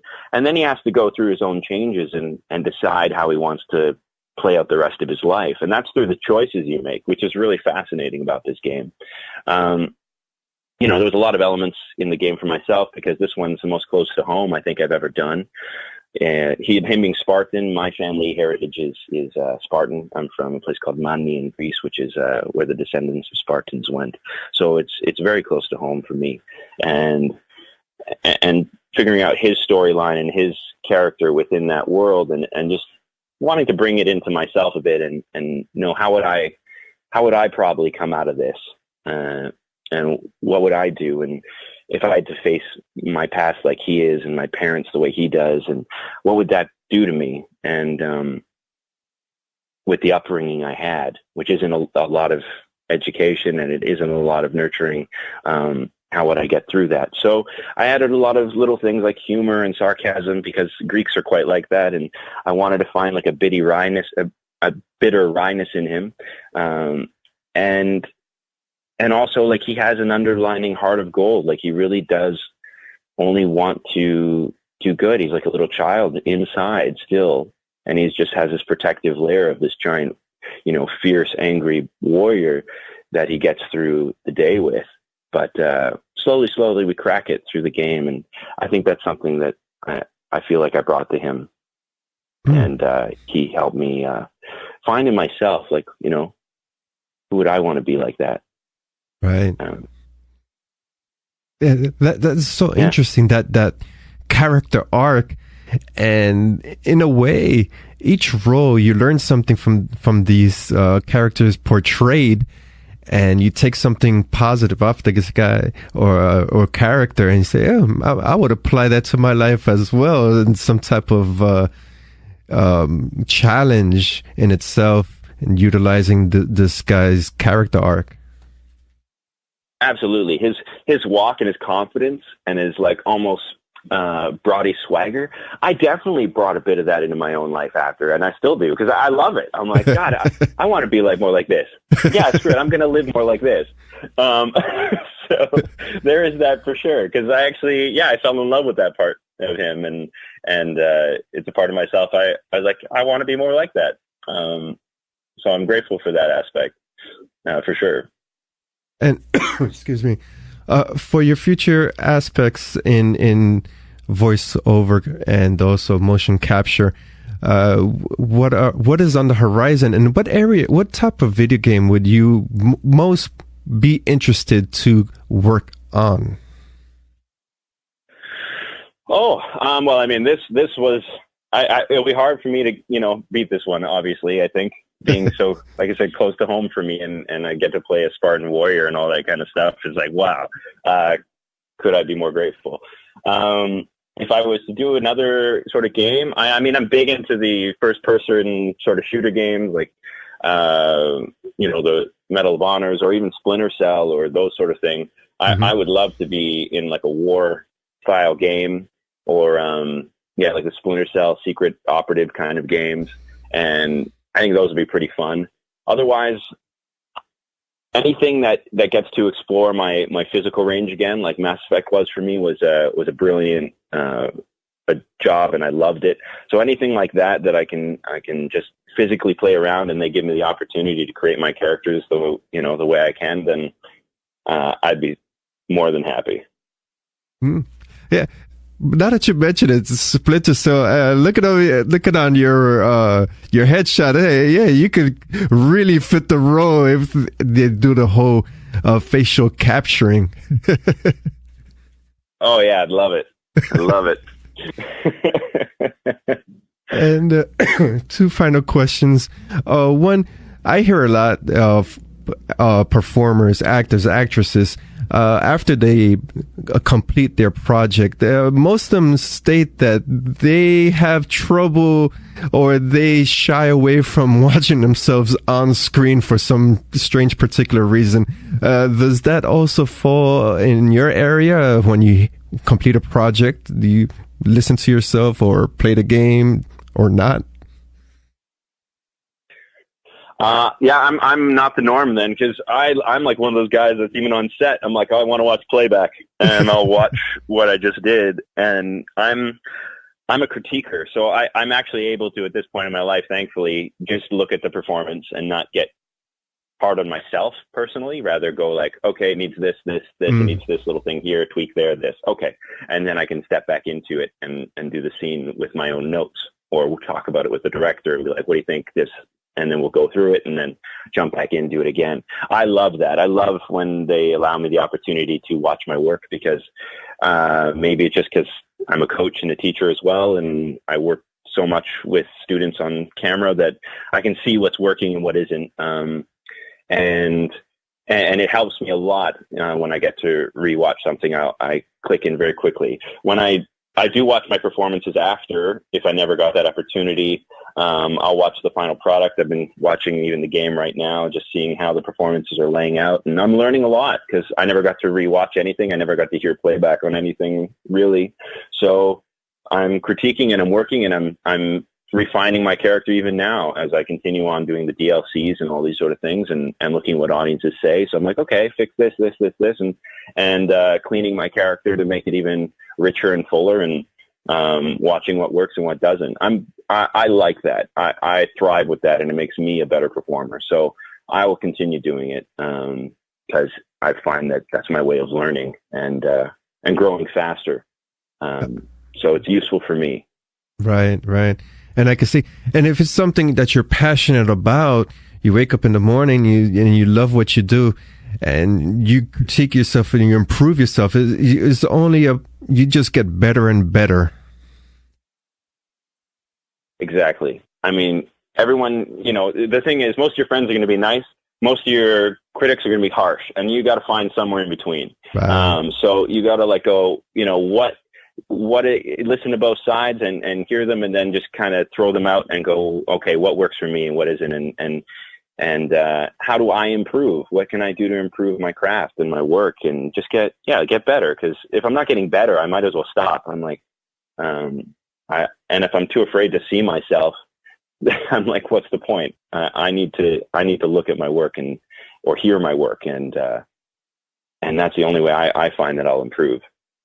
Right. And you make an excellent point. In any field in the performing arts, you have to have a little bit of a tough skin, and also take the critics and work with that and try to improve in that. Also, most persons, they shy away from that area, or they're too afraid to get the criticism.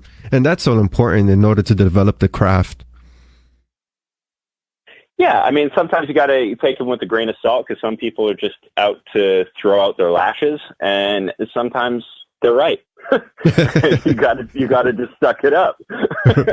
That is true. That goes with the territory. To close out our interview is the portion where you just self-plug your social platforms, whatever else you care to add. Whether it's your career or anything else that you want to throw out there. Reading off the bio here, you run the actors group called the Actors Chop Shop. If you want to promote that as well, go right ahead. Oh, great. Okay. Well, you can find me at the Micheal Antonakos for Facebook, and at Mike Antonakos for Twitter, and Micheal Antonakos for Instagram. I run a group in Vancouver. When I move back, it'll be up, but it's called the Actors Chop Shop, and it's an on-camera acting class that we train actors to work on set and work with a live editing system, so that everyone feels what it would be like to be working in real time, acting with a live editing. And it's a unique way of studying, and we've been doing it for many years, and it's quite wonderful. So you can always look it up. There's the Actors Chop Shop on Facebook. As far as acting, I strongly encourage all people out there, whatever it is you put your heart to and whatever you want in this life, if you really, really, really are determined to have it, you can. Just focus with positivity, determination, appreciation, and feel your way into whatever it is you want to be. And it can come, and trust it, and know that it will take hard work and dedication, and love yourself and love others on the path there, because it's all about the journey. The destination will arrive, but how did you get there? So with that, thank you so much, and play Alexios in Assassin's Creed Odyssey. Thank you for the cameo, Alexios.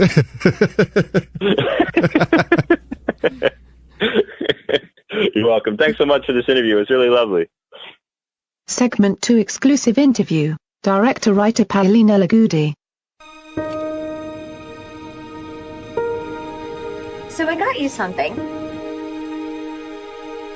If you don't like it, we can take it back. No big deal.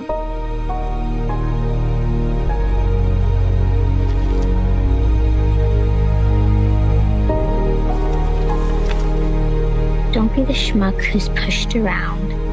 Don't be the wallflower in the crowd.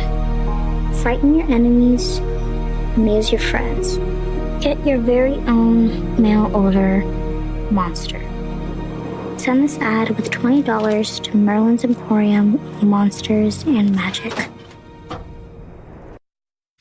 Our second interview for our exclusive interview segment is a conversation with director-writer Paulina Lagudi. Lagudi has a spectacular fantasy, drama, family-oriented film titled Mail Order Monster. The synopsis to that film is as follows. A girl seeks help and guidance from a robot monster to cope with the bullies at school and her father's new girlfriend. Mail Order Monster will arrive on video on demand, and this marks the first full-feature directorial debut for Paulina Lagudi. In this interview, we discussed the various aspects of production for Mail Order Monsters, as well as Ms. Lagundi's career. I'd like to start out off with a bit of an origin story, some information about yourself, your career, your humble beginnings, and what led you into becoming an actress and a filmmaker. Yeah, absolutely. So I actually was a competitive dancer growing up for most of my life. And I had a terrible, terrible foot injury right before graduating high school. I went to Performing Arts High School as a dancer, and I was like, what am I going to do with my life? And so there was a great theater program at my school, and I had a few friends that were in the theater program. They said, you should audition. And, you know, I just kind of winged it in a way, and I ended up getting into Chapman University, which is a phenomenal school, both for theater, but mostly for film. And so that's kind of how I was able to, I guess, become acquainted with the film industry and see how it's, you know, approachable from an indie level. I had not really an approachable idea of how to, of indie filmmaking at all. Like, I'd never really been exposed to it. And so I go to Chapman, I do the theater program, but also working with the film school a lot and just getting on set.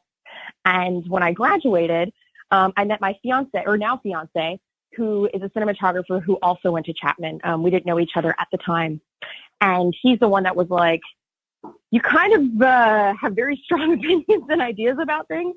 You should look into producing and directing. And I was like, really? I always, you know, wanted to do such a thing, but I never really knew how to do it at this, you know, on, like I said before, an indie level where, you know, you're really scrambling. And I always thought it was something that people did when they got older. Right. And so from there, I was like, cool, you know, we ended up getting a camera and just creating a lot of our own works.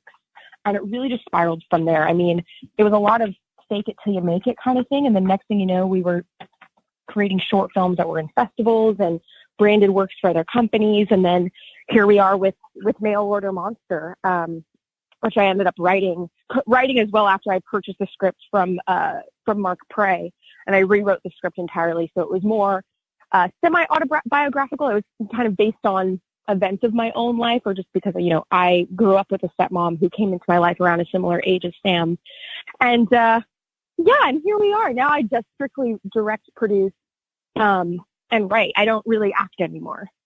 I see that you, out of the negative, which you were pursuing a career or in your endeavor in dancing, turned into a great positive, and here you are creating film. Yeah, honestly, it's so funny. That's so true, because I think that's been kind of a theme in my life in a lot of ways, which is being faced with some sort of major obstacle or limitation, and eventually the universe creates a bit of an open door with that. Right. There's a great book by Ryan Holiday called The Obstacle is the Way, and that was like a big game changer for me. And I've tried to approach my life in that way ever since, where, especially with indie filmmaking, oh my goodness, that was like the number one thing with mail order monsters. Whenever you're faced with an obstacle, there's an open door somewhere else. You just kind of have to find it. Oh, yeah, absolutely. And you're right, especially when it comes to indie film. The performing arts in general, it's competitive, but once you dive in, all the doors seem to open in the good direction. Yes, absolutely. No, you're 100% correct. And so much of that I have to pay, a huge testament to my fiance, because having someone else go through it with you, it can be a very isolating and lonely experience when you're struggling in the industry. And, that's why I always encourage people to build a community as much as you can. But, the fact that my fiance is my DP on everything that we do together, it's really awesome, because, we really have a lot in house. I taught myself how to edit. So there is a sense of ownership and empowerment in being able to truly and to be able to truly create a lot of your own work. Like, if for some reason, if we're having, a slow few months or whatever, we know we can always go out there and make something. So much of that I have to pay tribute to him as well. Yeah, that's great. The support, the technical support and the moral support. You have the best of both worlds there. I do. I'm spoiled. And checking out your IMDb, going based off of that, Mail Order Monster looks to be your first full feature debut. You have 3 short films listed. Yes, this is my feature debut as a writer, director, producer. Never thought I'd be wearing all 3 hats on my first feature, but turns out there they are. I did all 3. Kudos to you. That's amazing work right there. Thank you. Thank you. From your short film projects, what were some of the aspects that you really incorporated into creating a full feature film? Yeah, that's a great question. The biggest thing with the shorts was that we incorporated is we're really big on prep. From a shot listing point of view, like I've been on a lot of sets before where, directors would show up and they were just kind of winging it, because when you're shooting digital, you kind of can, Right, yeah. Because you can just run footage. But I've always liked to approach things from a, I like limitations. I like saying, for some of my short films, we did this. We're only going to use 8 shots in the whole film and try and tell a story that way. There's something about that I find is very artistically stimulating. And so we took the same approach with Mail Order Monster. Turns out when you have a kid that's SAG, you only get a small amount of time with them. So as much as I planned that or not, I had to shoot 13 scenes in 8 hours, almost every day, if not less time. And so there was a lot of what we took from the shorts, which was being able to combine shots, moving the camera. If I didn't have that experience and I was constantly, doing a new setup for every single shot, I would have never made my days. Also, too, with the shorts was that the shorts are very, very dark and dramatic. And I really wanted to incorporate those aspects into the family genre, because I found that family films, like I looked at E.T., right? And E.T., when you really watch it, even in the beginning, it almost feels a bit like a horror film. And that's kind of what makes it so great, is it's so inclusive with its audience, because it's not just a vanilla family film, a boy and the dog, or a girl, vanilla sparkly things, and I found it really spoke to adults and kids and everyone involved in the family, because it was so dynamic and it was so colorful in its genre. The great thing about family films is if you approach it correctly, like A Monster Calls is a great example, even though I think it's PG-13, is that it feels like it incorporates sci-fi and mystery and fantasy and drama and a little bit of comedy all in the scope of family. And I think that's very true of families in general, is that families just are naturally dynamic and blended and so many different colors. And so that's something from the short that I really wanted to incorporate into the family genre that I hadn't seen in recent family movies that were, independently made in the film market. Yeah, you're absolutely correct on that. And also from one of the shorts, I had read the synopsis, and also from the synopsis for Mail Order Monster, the similarity here is the social commentary, and Holly's girl, you is speaking of the eating disorder. And wow, you covered many topics of social commentary on Mail Order Monster. Right. Yeah. It's kind of funny because I think it's all really based on my own life. Like even my short films, they're really based on things that I've gone through in my own life as well. And what's nice about Mail Order Monster is that I was able to kind of go back to a lot of what made me who I am today, which a lot of that is family and trauma. And my stepmom is one of the closest people in my life at this point, which is funny because she came into my life when I was roughly around 13. Sam's 12 in the movie. And that's kind of unusual, for a lot of families. But the more I reached out to other step families and whatnot, there were actually so many more step families and blended families out there that were in very good, loving relationships with their non-biological children, which is, again, something I hadn't seen in family films, was that step parents were considered, step monsters and whatnot. And it's funny because it's like I didn't really approach Mail Order Monster with this idea of social commentary, but within speaking true to who I was and being specific with my own story, I knew it would relate to other people. And I knew there was a group of people there that weren't really being talked about a lot, even just the bullying aspect. I think the bullying topic has been approached a lot of different ways. But I kind of wanted to take a little bit of a different approach, which was very specific to how bullying happens amongst girls, which there's, at least in my own life, which was there's usually a very deep personal connection to why that person's being bullied. And usually girls bully through ostracizing the other person and making them feel isolated, you know what I mean? And the humiliation, rather than the way boys typically bully is slightly different. So yeah, it's funny how that is when they always say, write what you know. And it's true, because when I think the more specific you get with your own story, weirdly enough, it's counterintuitive, the more universal it becomes. Right.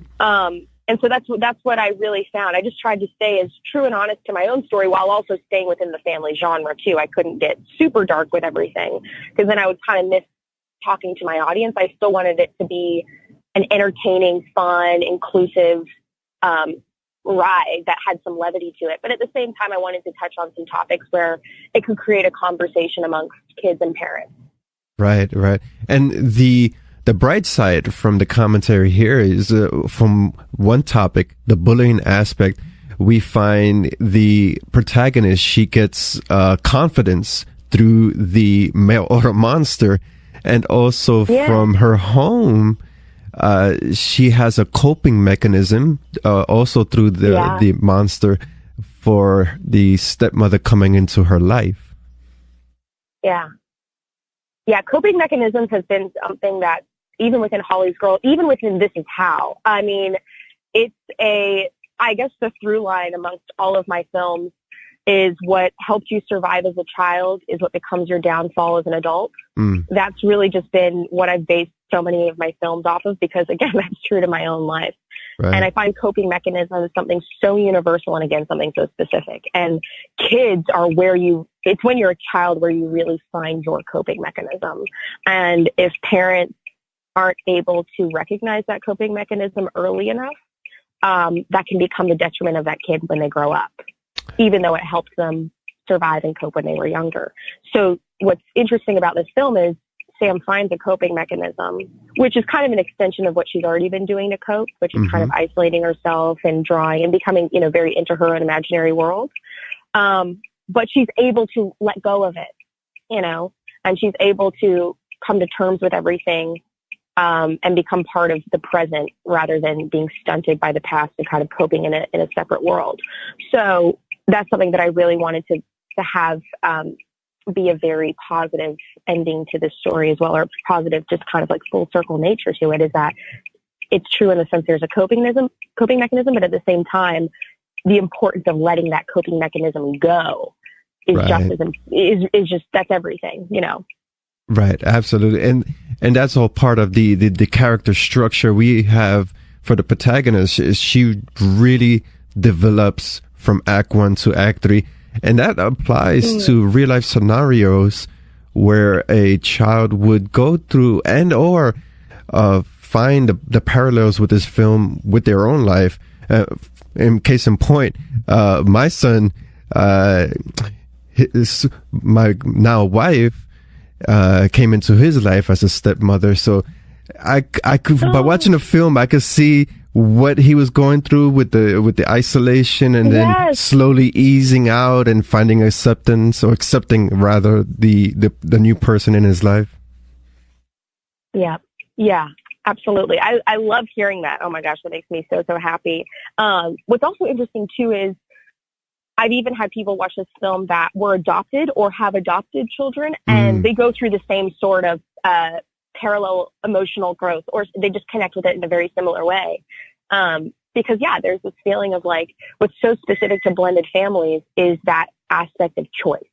A kid and the parent kind of have to choose each other rather than this unconditional love thing that we often take for granted amongst families. You can yell at your kid because he's your biological kid, but your kid just automatically knows, you love them forever. So they kind of get over it. But when a step parent does that, or they do something, it's a completely different feeling, and reaction. So it's a very mature thing that a kid has to go through when they have a step parent come in. And a lot of people, I think, especially the biological parent like yourself, my dad, was very much, trust me when I say this is good for you, you just don't understand yet. They take for granted the fact that, a kid kind of has to just grow up at that time and make this choice for themselves that, they're going to accept this person no matter what. So it makes me so happy that you have a son that essentially has a stepmom as well. Yes, and I, as you had mentioned, it's more common than we believe, and I think, as from a negative standpoint, Disney is very at fault for putting the stepmom, or mostly stepmom, in a negative light, which young kids would see that role, and when a step parent comes into their life, they immediately think evil or something bad or wicked is coming. Yeah, absolutely. It's sad but also too, it's only been, even when I was growing up as a kid, there weren't that many step parents. At least there weren't as many kids that had gone through divorce as there are today. Right. So there was a lot more of a connotation around that wasn't as positive. My stepmom too has step parents in her life, and she dealt with both great step parents and also terrible ones. So I think even there's someone else that spoke to me recently about it who has very bad experience with stepmoms in her life, but she said she was so happy to see this film because it's happy for her to know that there are other kids out there that it does work, though, that when she meets people with step parents, it also can be positive. It doesn't just always have to be a negative connotation, or a negative thing. So It's just interesting how now it is really just so common. So I think it's our whole approach with Mail Order Monster is that, we're going to take the classic family genre and family story, but make it a story that today's families can relate to. Yeah, it's very relatable. And Thank you. You're welcome. For the cast, we have young actresses, and I hear stories from directors. Is one of the areas that is most difficult with is to work with younger actors for whatever said reason. I am unsure. But from your experience working on Mail Order Monster, how did the cast come about, and how did you approach the actresses? One being the very bully, let's just say bully, and the young protagonist who, who tries to work her way in that scenario. Yeah, absolutely. I got super lucky. So my casting director, Rory Schleifstein, she works for my fiance's dad, who's also a producer on this film. His name's Robert Ulrich. He's one of the, owns one of the biggest casting offices in LA, UDK Casting. Mm-hmm. And they're the ones that really helped me find my cast. They brought in the best kids. And Madison, right from the get-go, was someone that I just was immediately drawn to. But to protect myself on this film, because I knew it was my first time not only doing a feature but working with kids, is during the callbacks, I actually interviewed all the parents. Right. And that was a big thing for me because I knew, parents are the ones where you really get to tell if this kid's going to be an issue or not. And Madison comes from the best of the best. Her family are just not only incredible people, but like the most supportive. And they were just, even with this film, they're number one. I love them so much. And we really, they're like family to me now. And same with Emma. Her mom, Nina, is incredible. Really good family, and she's a great actress, and she's been acting for a lot of her life. So the kids were very professional. I never had to worry about them. Directing them was so much fun and super easy because, one, their emotions, they wear them on their sleeves, but two, because they come from such, professional background and such great parenting, they were showing up on time, they were hitting all their marks, and we're moving fast. So we got, on average, we're doing 3 takes, if that, sometimes it's 2 takes. So they were able to hit it every time and just nail it, which was awesome. And Robert really helped me get Charisma and Josh. He helped facilitate those meetings and those interviews, and I couldn't have been happier with the cast that I got. They were so great to work with, very supportive. It's hard for an experienced actor to work with, a first-time director, especially we shot it in Kentucky, so it's not somewhere that's LA. We shot it in a very small town, and I'm just so thankful for them that they, took a chance on me and took a chance on this film and really had fun with it and gave it their all. That's remarkable experience right there. I guess it's a stigma right now, the horror stories of working with kids and whatever the case may be. But a huge applause for Madison. One scene in particular, the garage scene where she has her little meltdown. Yeah. That was phenomenal. That's one take. That was one take? That's wow. One take. Wow. That's one take. Yeah. Yeah. I'm in there with her the whole time, and we're kind of like talking through it the whole time. And like, it's so funny. We were kind of both together, and like, we're both crying together. And like, I'm like, now throw this and do this. And so it was one of the most incredible directing experiences for sure. But that scene is so raw and amazing because it's just one take. Yeah, absolutely. I did feel the emotion there. It did not feel held back as I would see in other films, like the actors kind of right there. I knew she was giving it her all. So applause to her. That was one of the best scenes right there. And for Emma, Madison and I always laugh. Go ahead. Oh, no, go right ahead. I was saying Madison and I always laugh because, well, pretty much all of us always laugh at Madison because she comes from such a great family. We're always like, where do you get all of this traumatic emotion from? And she just like makes up these horror stories in her head, which is so great about kids, is that they can do that and believe it. But yeah, she has this incredible raw emotion, but she comes from the nicest, most incredible family in the world. So we're all just looking at each other like, who is this kid? What is happening? So we got very lucky. And for Emma, superb work. I find that actors and actresses that portray the antagonist, in this case, the bully, have more work to do because they have to convince the audience that they are bad to the core, and she did a phenomenal job as that as well. It was grinding my gears the way she was treating Madison. Oh, I know. Well, that's really a great point to bring up because, like, Emma really had a tough job because in her case, the antagonist is an antagonist, but one with a story. Right. That we actually get to see, and then also have to go through her own growth as well. So there's this, I hate to use the term bully sympathetic, but that is kind of the case in this film as well, which she couldn't just play like, I'm just a bad person to my core. She kind of had to play in this, world of, I'm so hurt that the hurt that I'm giving back is deserved. Right. If that makes sense. Right. So that was, that's a pretty mature thing for a kid to play. So, and she knocked it out of the park. She's awesome. Right. And that all comes with the script as well. If the antagonist is structured in such a way that has a good subtext to it, it doesn't feel generic. And we all seen generic portraits of bullies in films. But when you have a good core story, character just manifests itself. And the actor, the performer, just gives it that extra extension. Well, that's very nice of you. I like to think that they read the script and that they just came in with all this depth. There were many drafts. And what was really cool too is that the actors really, even before we stepped on set, we had a lot of great conversations, which helped with the final rewrite, which helped develop that subtext a little bit further.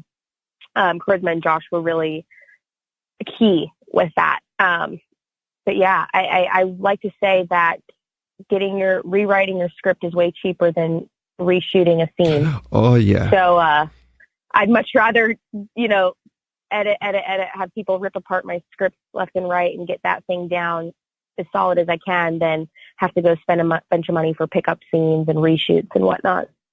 Right. Especially when you're dealing with indie film on very little budget. I mean, you just can't afford it, Oh yeah, absolutely. And since you mentioned SAG, there's a whole list of restrictions and procedures behind that. Oh yeah. Don't even get me started. The restrictions are up the wazoo. So yeah, I wanted to just kind of avoid all that and just get the script the way it needed to be. And it's interesting, for indie filmmakers, it's very rare. Usually they'll select a cast that is non-SAG. In your experience dealing with the SAG, for listeners who are unaware, do you think that's a good approach for indie filmmakers to select casts that are SAG?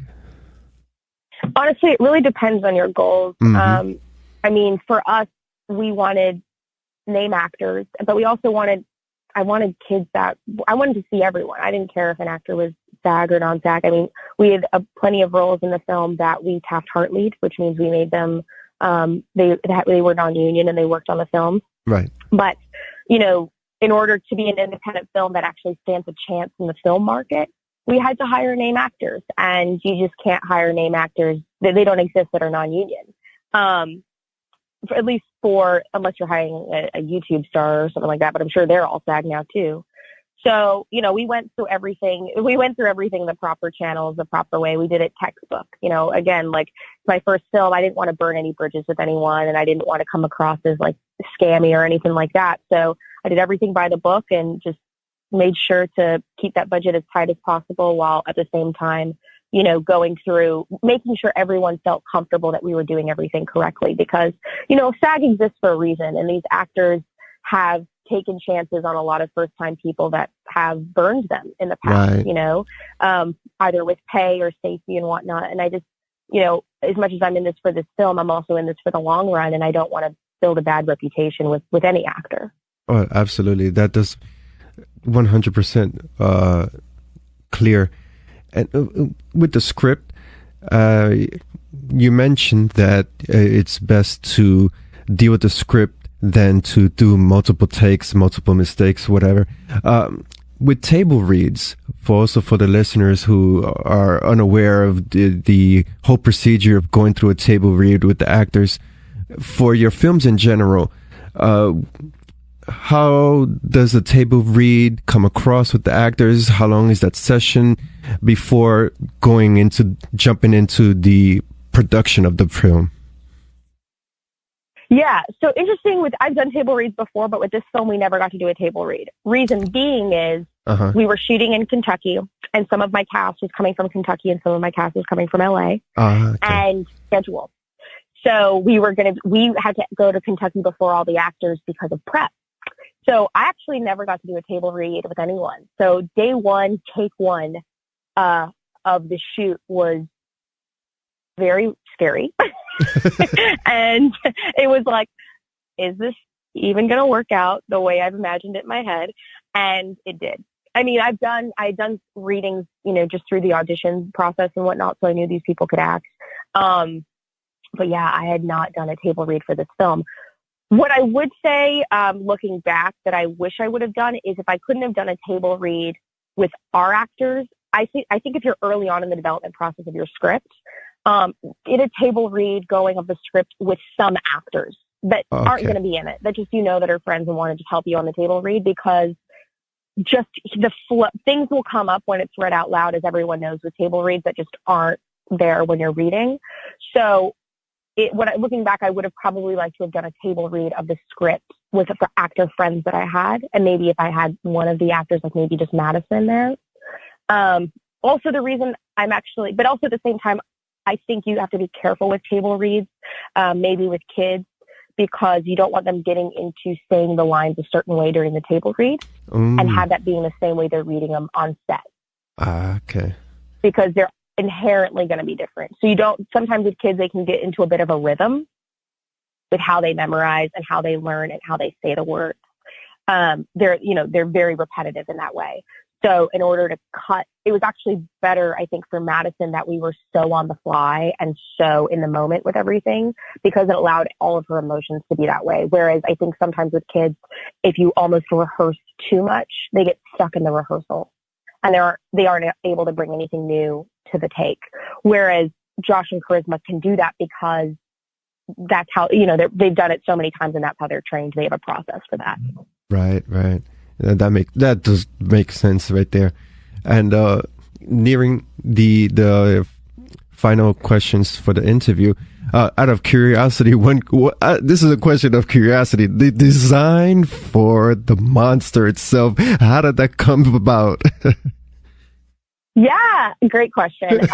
So Nora Hewitt, she's the season 9 winner of the special effects makeup competition show Face Off, and she built the monster. And she and I sat down and we had a conversation about this monster and kind of its backstory. And the whole thing is that, this ad comes from the back of this vintage comic book.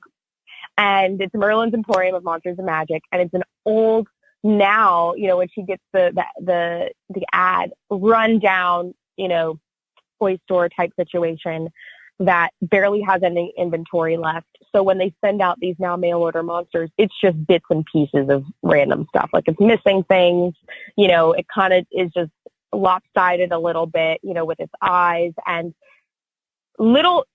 definitely inspired by the Iron Giant, but kind of like a droopy, weird cousin of the Iron Giant, if that makes sense. But we love, the comic book nature, the comic book kind of like motif throughout the movie. And so we wanted to implement those types of colors into the monster as well. And which are kind of those real vintage, strong primary colors into the monster. And she just has a graphic designer friend that kind of drew up some different samples. And then we landed on the one. Cool. Yeah, one thing that really makes or break a film is the creature design, and in this case, the monster design. I was like, okay, yeah, it does fit as a comical, non-threatening way, and it does fit the monster aspect. So it was the best of both worlds right there. Thank you. Yeah. Still, I think I did all the things you're not supposed to do as an indie filmmaker for your first time, which I dealt with kids and I created a monster and I shot in a remote location and I did all these things. So, it's definitely, listen, we're not trying to be, a CGI type movie. We're trying to do an ode to the traditional family film by using like a practical monster. But that feeling, I think, is what gives a little bit of that vintage nostalgia as well. And we had fun with it. Oh, that's a huge plus for me. I do enjoy technology, but CGI doesn't have that touch of personality as a person in a costume does, or even the practical effects does. Thank you. Yeah, I like to think so as well. Even the fact that the eyes, actually did light up on set and how they, can play on Madison's skin, I think is something that you miss on CGI. You can't do that. All right. Absolutely. There's no personality there. Yeah. The final two questions, one being, I always like to inject a inspirational question for listeners out there. In your case, being with the context of your origin story, what advices do you give persons, female, different ethnicities, to really jump in to creating film? Yeah, absolutely. Can you hear me, by the way? I don't know if it cut out there. Yes, I can hear you. Perfect. Advice I give to, filmmakers starting out, but also, specifically to female filmmakers, is that honestly, it's a marathon and not a sprint. And I think in today's world, looking on social media and, it's so easy to compare yourself to other people. And it's very easy for stories to kind of be edited to make it seem like someone's doing something super big and great and they just started yesterday. And the truth is that that's just not the truth. And that's just not the case. If you want to do this industry and you want to be in it, forever, know that it's a marathon, and the standard for the quality of work has been raised. And so I say, take the time to really hone in your craft and be the best at what you do, and trust your instincts. Give it a go. Don't be afraid to fail, because if you're afraid to fail, you'll miss out on the 10,000 reps it takes to finally get to that point where and I don't think you've ever really made it. I think it's constantly a practice, and failing is where you learn the most. I mean, I've failed 10 times over in this movie, and things happened and growth. I mean, even if this movie, no one likes it, it's a complete bomb. I'm just happy to have been in the process with it. Like, I love it. I love the process, and failing is, really where you grow the most. So don't be afraid of failure. Know it's a marathon and not a sprint, and build a community of filmmakers around yourself. And for females specifically, trust your gut and trust your instincts, because sometimes we have issues with that. That is so true. So true. And the final question, which is basically not a question, it's just an open platform where you get to shamelessly plug in all the information for Mail Order Monster social networking, and yours if you want to add that as well. Yeah, so we're on Instagram and Facebook. It's at Mail Order Monster for both. And then for me personally, it's at Paulina Lagudi for both. Just say it with an Italian accent. Usually you can spell it properly. If you Google either one, you'll be led to the right place as well. I've made sure of that. And the website is mailordermonstermovie.com. Oh, great. Thank you so much for this interview and all this rich information behind your upcoming film, and congratulations on your first feature. Thank you so much. I really appreciate you having me on. You're welcome. And best of luck to your future projects, and Happy New Year, because it's right around the corner. Oh, I know. Don't tell me that. Say Happy Halloween. Right. Happy Halloween. Watch a monster movie. Perfect. Thank you so much. You're welcome. Take care.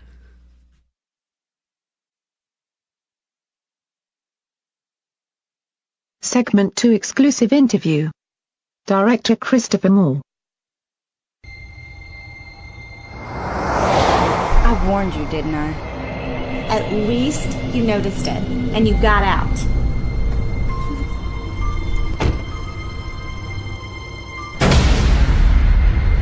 Should have seen them. Who? They were just standing there. The masks. And the signs. They've always had those. They're just crazies. Don't worry about it, okay? It's like they were staring straight into my soul.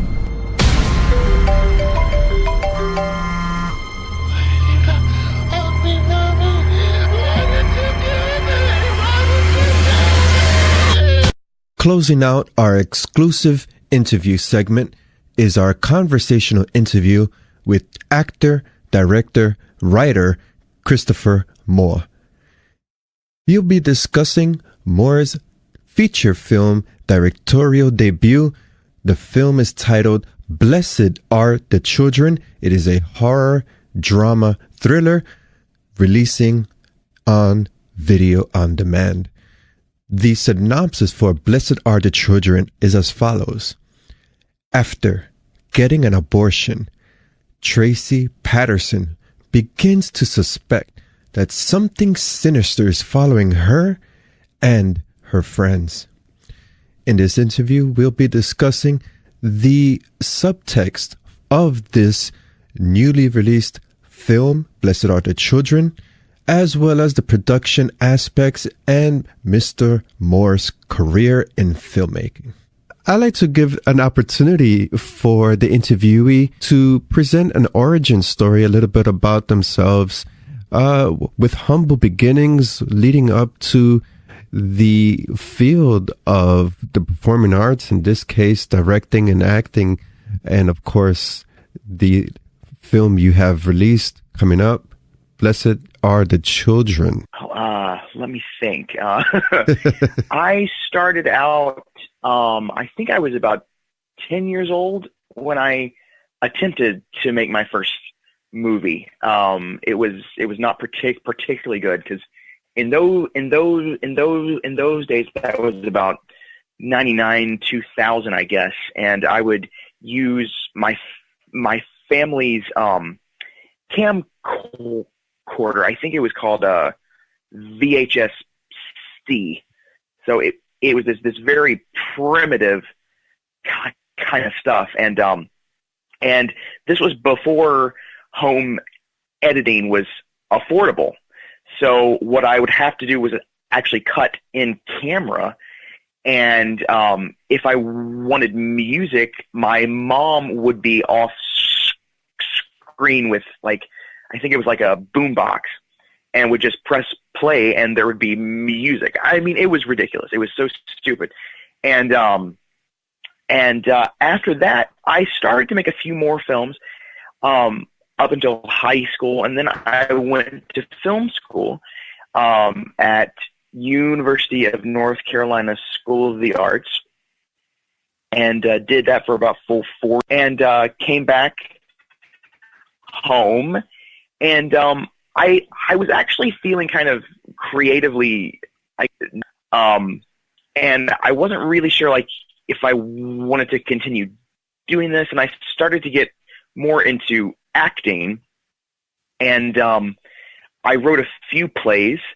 One of them won an award back in 2013, and so I started to get more into the kind of acting, writing areas. But then I got the idea for this film, and I just thought this would be a perfect project to sort of get back into the sort of directing game, because it just really seemed timely and interesting, and I thought it would be super, super fun.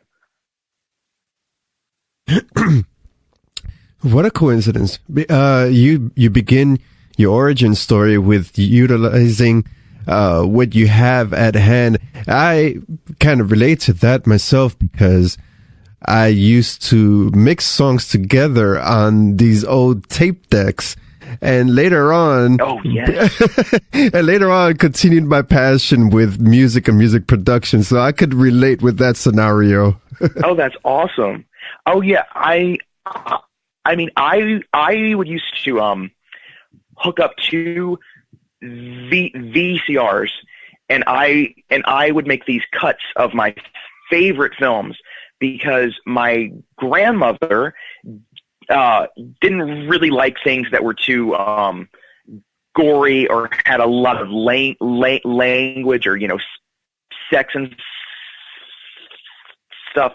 So I would essentially make, I guess, what you would call TV cuts of these movies, and it was so primitive and ridiculous, but it worked. Yes, absolutely. That it does. It's, I guess, in that is just a curiosity to delve into how to cut and how to work the machines. That inspires us, and see, it fuels our curiosities into our creative endeavors. And for young generations now that they have so much technology, these stories are obsolete for them. They could just do just about anything with their mobile phones. It's crazy. I mean, I see what just any given iPhone can do now, and I'm like, you people have no idea how lucky you are. I mean, the stuff that we had to use was, I mean, looking back now, it's awful, it's terrible, but at the time that was the best that we had, you know. So it's fascinating. Right. And when I delved into film composition, the local college, they were obsolete too. They were using the DV tapes when every other studio had digital, and all you had to do is just submit the digital form of the film. I'm like, wow, this is kind of primitive here. Yeah. Oh, wow. Indeed. Oh my God. I mean, yeah, it has come such a long way. I don't think I had a computer editing system until maybe like 2007-ish, I think. Right. So I would actually cut most of my films together on a VCR. I mean, it's just crazy. It's nuts. Oh yeah, I remember that too. Oh, it was awful. It was so awful because you had to press pause at just the right time, right, and then resume the recording. It was so complicated, and they will never know. They will never know how tough it was. Oh yeah, those were the days. Makes us sound old. I know. It's nuts. And with the film Blessed Are the Children, we actually covered the trailer in our previous podcast, and my co-host and I, Stacey Cox, we were very intrigued with the direction the trailer went. So when we got the opportunity to see the film and for our upcoming review, I was really amazed the social commentary that you portray in this film. Let's delve a little bit about that topic. The first one, actually, the obvious social commentary is abortion. Why choose this formula for this horror film? Well, you know, I've always thought that the best horror films have something to say besides just, it's like a bunch of teens and they're going to get killed. And you know, I think of people like George Romero, who always had something to say. And I got this idea back in, I guess it was middle school, because I was raised Episcopal, and I went to an Episcopal school until 7th grade, and then I went to a Catholic school. And all of a sudden, they were talking about abortion nonstop. And I really didn't know what it was. Like, I had no idea. And they were so fanatical that it kind of scared me a bit. And I kind of thought, well, what if someone went a little bit too nuts and started to kill people who had gotten abortions? And this was just like a little tiny germ of an idea. And I kind of tucked it away for, I mean, gosh, if that was 7th or 8th grade, then that was a good long time. And it was around 2016, and everyone was gearing up for the election, and there was all this talk about abortion and women's rights, and I just thought, this is really terrifying. And all of a sudden, I remembered that idea that I had all those years ago. And I thought, this would be the perfect time to do this because it's such a hot topic now. And it still is. But I think I was mostly inspired by that horrible election. I just thought that was it was a very low point in our history. And I felt like maybe there was something I could say to maybe try to humanize the people who have to go through this procedure, and that they're not monsters, and that they don't deserve to die or to have their rights taken away. So yeah, that was pretty much the reason why I decided to tackle that. Yes, I agree with you. And I've mentioned this countless times before, is the fact that horror, unlike action and comedy, is a great platform for presenting social commentary such as this and what you have mentioned. And another social commentary that I note from the film is relationships, more specifically toxic ones. Yeah, well, the relationship between the characters of Tracy and John, that was actually something that I went through about a year before I started the film. And that was another reason why I was excited to do this, was because I felt like if I could bring a bit of myself to the character of Tracy, it would make her so much more relatable. And the thing with Tracy is that she isn't really a classically likable person. She does a lot of stupid things, but you know, she is trying to grow and learn. And the character of Ben was actually based on something that happened to my sister. She was engaged to a very toxic alcoholic person who was able to kind of put on a kind of a nicer face in public. So he fooled everyone, and she got out of that relationship, and there was all this drama and stuff. But I mean, going back to the whole Tracy and John thing, I would say about 98% of the things that they do and say in the film are 100% what actually went down during that relationship. I mean, it's almost word for word. And in some ways that was actually kind of a very healing process to hear other people basically playing the parts of myself and this person that I was in a kind of a sort of, I guess it was a friends with benefits relationship with. And it let me see that from kind of an outside observer. And I would think, my God, why didn't I leave sooner? Why did I not do this then or that? And it was fascinating.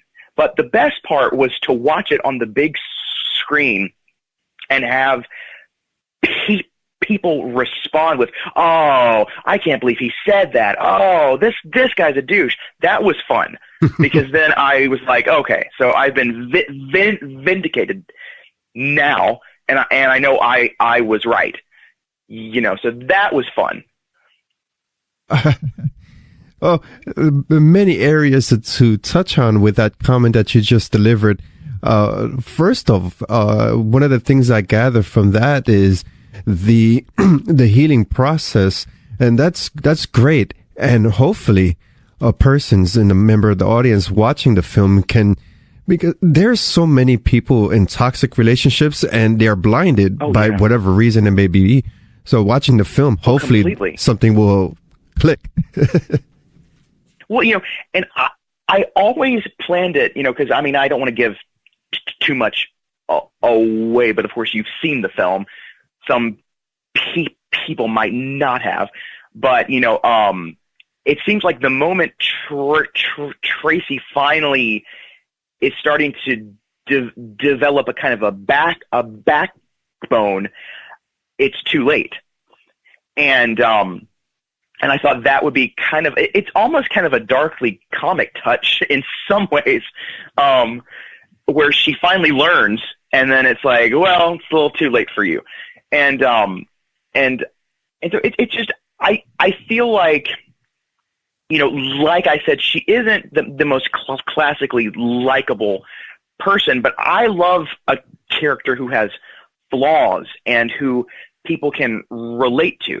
And, she doesn't always do the right thing. She is blinded by so much around her, but you do get the sense that she is a inherently good person.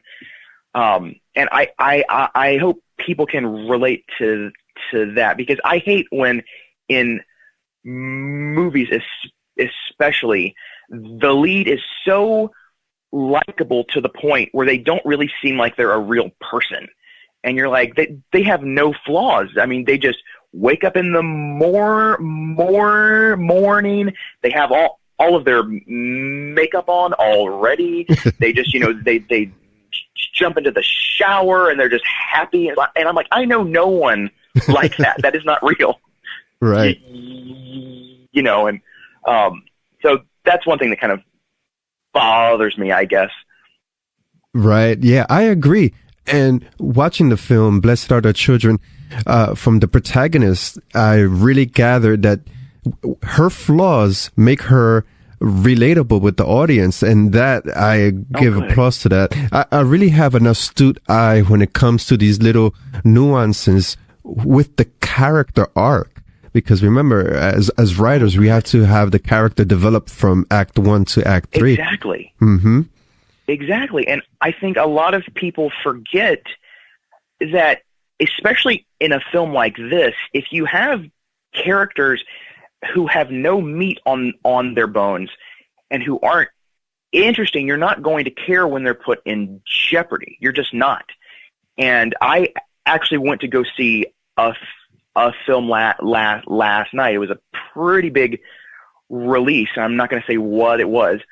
But I was very disappointed in that I felt like I got to know nothing about these characters, and they're put in these really big, supposedly suspenseful scenes, and I felt nothing. I said, I don't really know them because they've spent no time trying to let us get to know them, that I don't care if they die or not.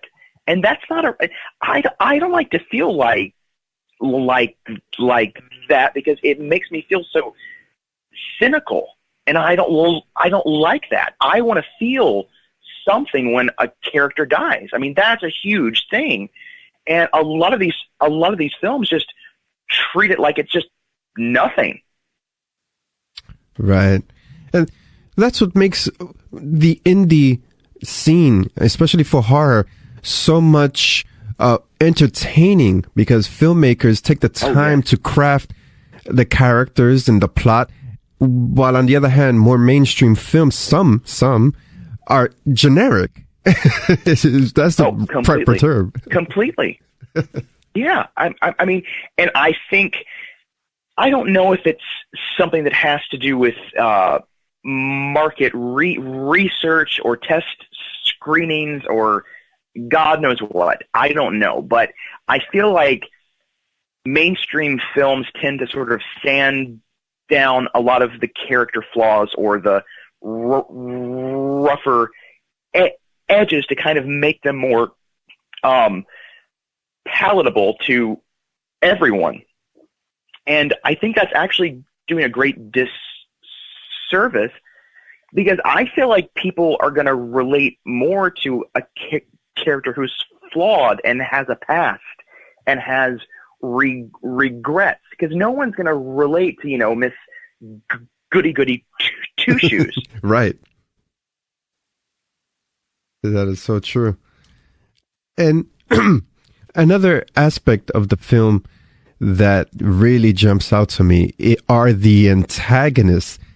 That is such an iconic, from the beginning, you have a way of presenting the antagonizing force in the film so gradually up to the climatic conflict with the protagonist. These people with these child masks How did that come about? Where did you get those masks? Were they handcrafted? Oh. They look kind of creepy.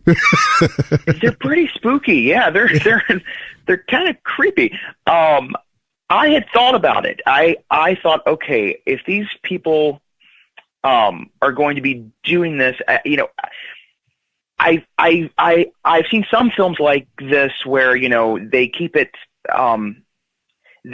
them fairly human, and you can see their faces and everything like that. But for me, I thought it would be scarier if they did have a mask. And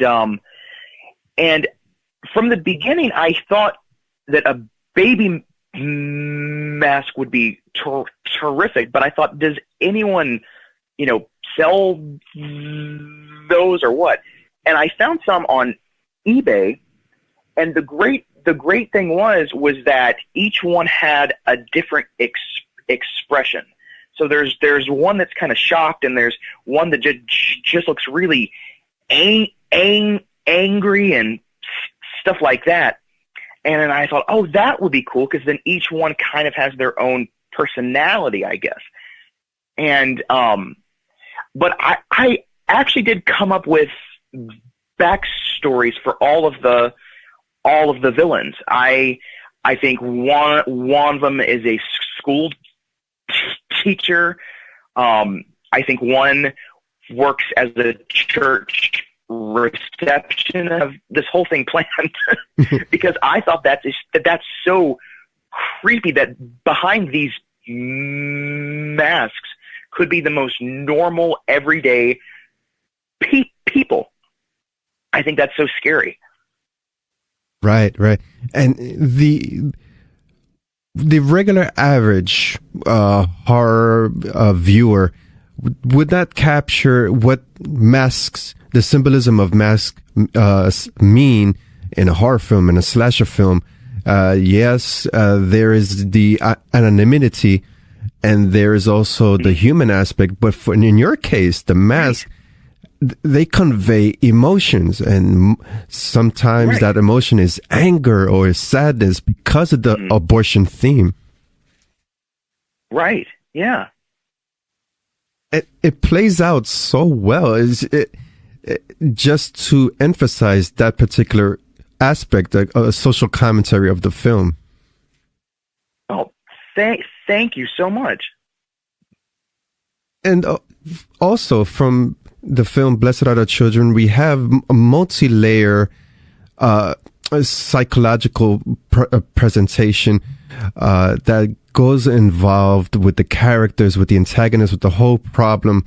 From that aspect, we heard that it's a personal, your personal reflections on the film, but for the audiences who may not grasp it, because they're an average viewer, what message you intend to convey for them with this project?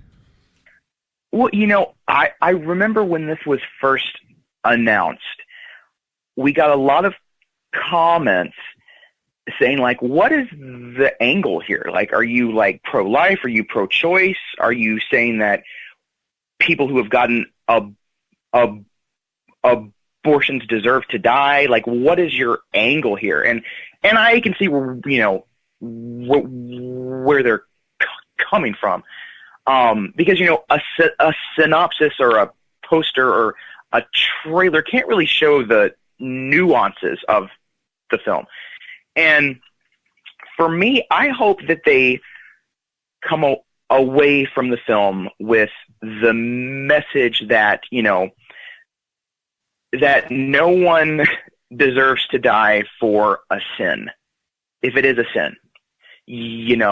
I feel like we sort of the people who have had to get abortions into these monsters. It's a very stigmatizing thing that we do.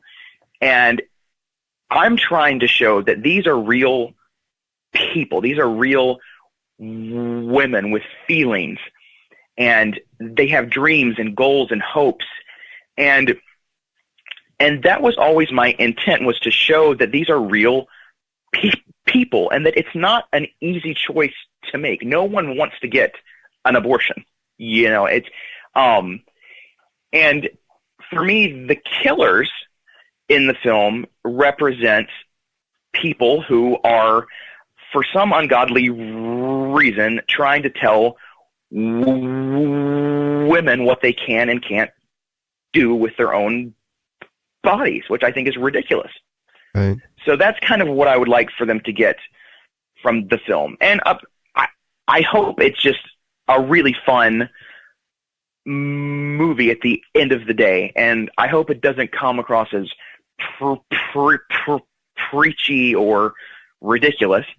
But that's pretty much what I would like for them to take away, is that, in a lot of ways, these people are victims too. These women that have gotten the abortions, because it's not an easy choice to make. Right. You absolutely hit the nail on the head there.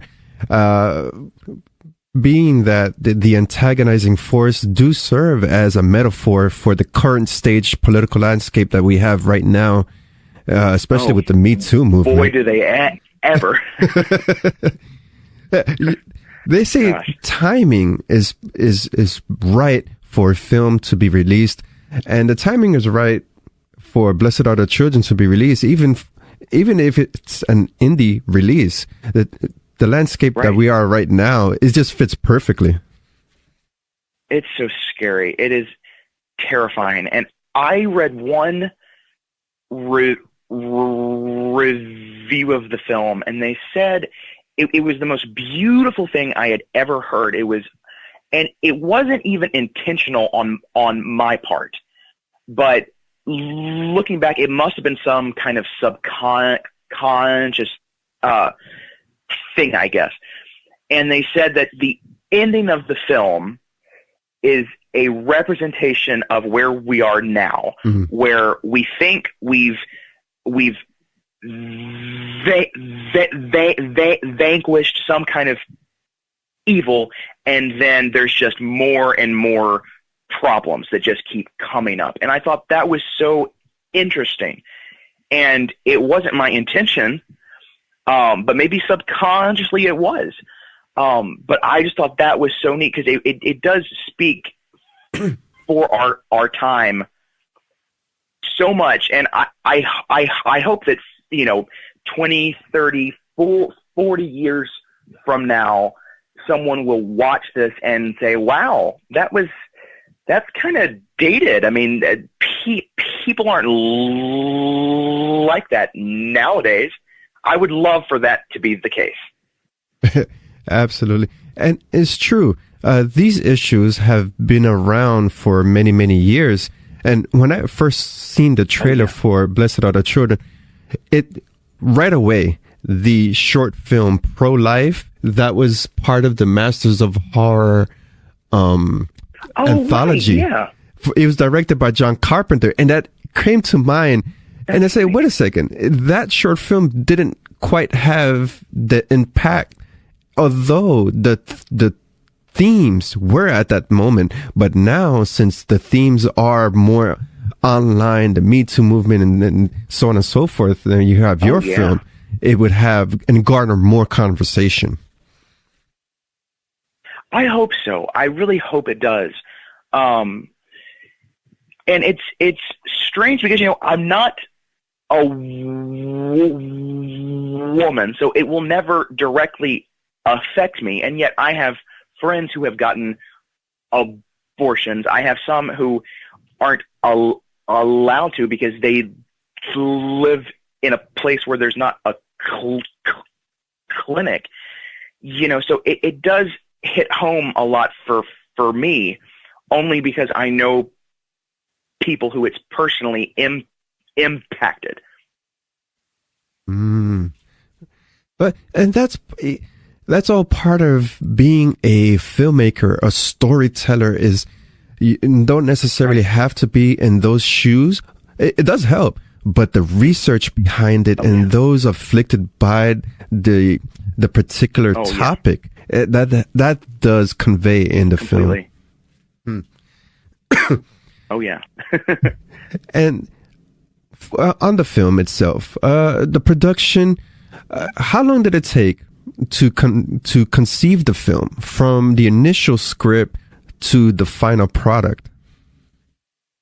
Oh wow. I think it was. Let me think. I want to say I got the idea to actually write the script somewhere around Christmas of, I think it was 2015, I think. And I wrote the script fairly quickly because we were in production by early May, I think. So I wrote the script and I cast it fairly quickly. And I think the production altogether, I think it was about a 21-day shoot. I think we went back in for reshoots, I think for a couple of days, I think, a few months after the fact, because we had a test screening and we noticed a few issues there. So we went back in and we cleaned some stuff up. I think we added a death scene in the film. And the ending, I would say the last 5 minutes of the film are, I would say, about like 80% reshoots, I think. Wow. I'm amazed. Most indie filmmakers do not have the luxury of doing reshoots, especially when budget comes into play. They don't. No, they don't. Well, I bought my own camera because I thought, okay, if I have this, I'm not going to have to go back and say, hey, could I rent this camera again and stuff. So I thought it would be a pretty good investment. Right. So that wasn't really a problem, which was great. I think reshoots get a really, really bad rep, I think, because a lot of times reshoots are sort of studio imposed on a lot of films, and sometimes it's not really for the best. Right. But with my film, we went back in to actually make the film a lot better, and I think it helped a ton. So I do not have a bad word about reshoots in principle. It's all about why you're having to do them that really counts. Absolutely. Yeah, I agree. Because as a visual storyteller, you would find once it's on the screen, I mean, when you're editing is one thing. The same scene, it looks pretty much 100%, but the final product, you look at it on the screen and say, I could have cut this better. This angle could look better. Oh, completely. Right. And there are still scenes in the film now that I'm like, I don't think that needs to be there. And I'm like, oh, it's too late now, Chris. You know, I just completed another film, and I'm kind of going through that whole thing right now too, where I'm just like, oh, do we need that little reaction shot? I don't think we do. But it's completely done now. It's locked, and I'm like, well, you know, what are you gonna do now? But yeah, it's definitely a very different experience to see it all cut together, because the first cut was 2.5 hours long, and I do not know how. Wow. I have no idea how, because the script was about 104 pages, and typically each page equals about 1 minute on screen. So I don't know what happened there. Whereas the film I just completed, that script was 120 pages, and it's the final cut is about 109 minutes, I think. Whereas the first cut was, I think, like an hour and 54 minutes, I think. So I'm like, how does this work out? It's very weird. It's very strange. Yeah, I can imagine. The directing phase is all well and good, but I think the most complicated, complex phase is the editing phase, and getting all those scenes to flow seamlessly. And in that case in particular, yeah, I could understand certain angles were used and more footage. Oh yeah. I mean, and there's still parts of Blessed in particular that I cringe at, because there's a few bits.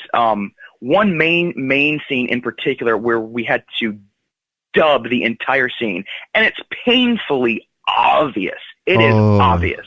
Okay. And I hate it so much. I hate it. And so it just kind of takes me out of the film. But that's what we had to do, because the location was so noisy. Oh, okay. And that's all you can do. So it was either let's reshoot this somewhere else, which would take so much time, or just dub the scene. Gotcha. Yeah. When budget comes into question and you have a particular location, yeah, there's only so much you could do. But as an art, you have to divide also. As an artist, you say, okay, might as I don't like it, but it's there, and just put it out, because we're all so perfectionist with our art. The film would never get released. Exactly. I have friends who are very creative and wonderful people, and they've never really made a film. They want to desperately, but they're like, I don't really want to make this until like someone just hands me $5 million and says, here, go make your film. And I'm like, that's never gonna happen. Like that's a fairy tale. No one ever does that. And what you have to do is start small and make a short film. Make something that you can make in your backyard with your friends on the weekend. Do something that you can afford to do. Because I think if people see that you can do something with absolutely no money whatsoever, they will probably start to hand you some and say, hey, maybe you can make this or that. And your reputation will grow, I think. Oh, right. Absolutely. That is ultimately the end goal. Oh, completely. Right. Absolutely. You did mention you're working on another project, and I'm looking over on your IMDb profile. With the project that you had mentioned, would that happen to be the horror comedy Triggered? Yes, indeed. Yes, we just wrapped that up. We wrapped up editing a few months ago, and it's playing in film festivals everywhere. Ah, great. Yeah, look forward to that. And for this particular film, and for Blessed, how difficult is it for an indie filmmaker to secure the distribution process and getting the film out there on major platforms? Well, what's funny about Blessed is that I had submitted it to a good number of festivals, and a few months had gone by, and I got an email from someone who said, hey, I'm on the screening committee of this festival, and I love your film, and if you're okay with it, I would like to connect you with this guy who runs this distribution company, because I really think he would love it. And I said, absolutely. Sure enough, he did. He contacted me and said, we would really like to put this out. And it was so easy. So that was terrific. With Triggered, it just got distribution, and kind of the same thing happened. So so far, I've been pretty lucky with securing distribution fairly quickly, which is terrific. Oh, right. I'm glad it works out for you, because in most instances it doesn't work out that way for many filmmakers, and they have to really struggle and shop the tape, pitch the idea. So kudos to you. Congratulations on that. Well, thank you very much. I'm pretty happy about it. Right. And just to elaborate here, Triggered is already it's nominated for Best Actor in the Horror Hound Film Festival, New Jersey Con, nominations there too. Oh yeah, I in fact last night I had a show, but my leading actress went to the awards ceremony at a film festival, and I won Best Director, so that was cool. So yeah, it's out there, and it seems like the people who have seen it really seem to like it. So that's a big plus. That's all I want. Great, congrats on that. And to close out our interview, this is one question that I inject into every interview: is the motivational aspect of the inspirational aspect of the interview, and that is for those filmmakers out there who want to jump in. Well, what advices do you relate to them? Well, I would say to not wait for someone to say that you can do it, because the only way that you're going to know if you can is to try it. I would suggest to start very small. Make a film on your iPhone. Just make sure that you're going to make something that you can realistically pull off. So go to your mom's house and shoot something. Call your friends, get them to play the parts or be the crew. Just tell a story that is interesting, because I firmly believe that directing is about 80% having a great script and a great cast. Everything else is just icing on the cake.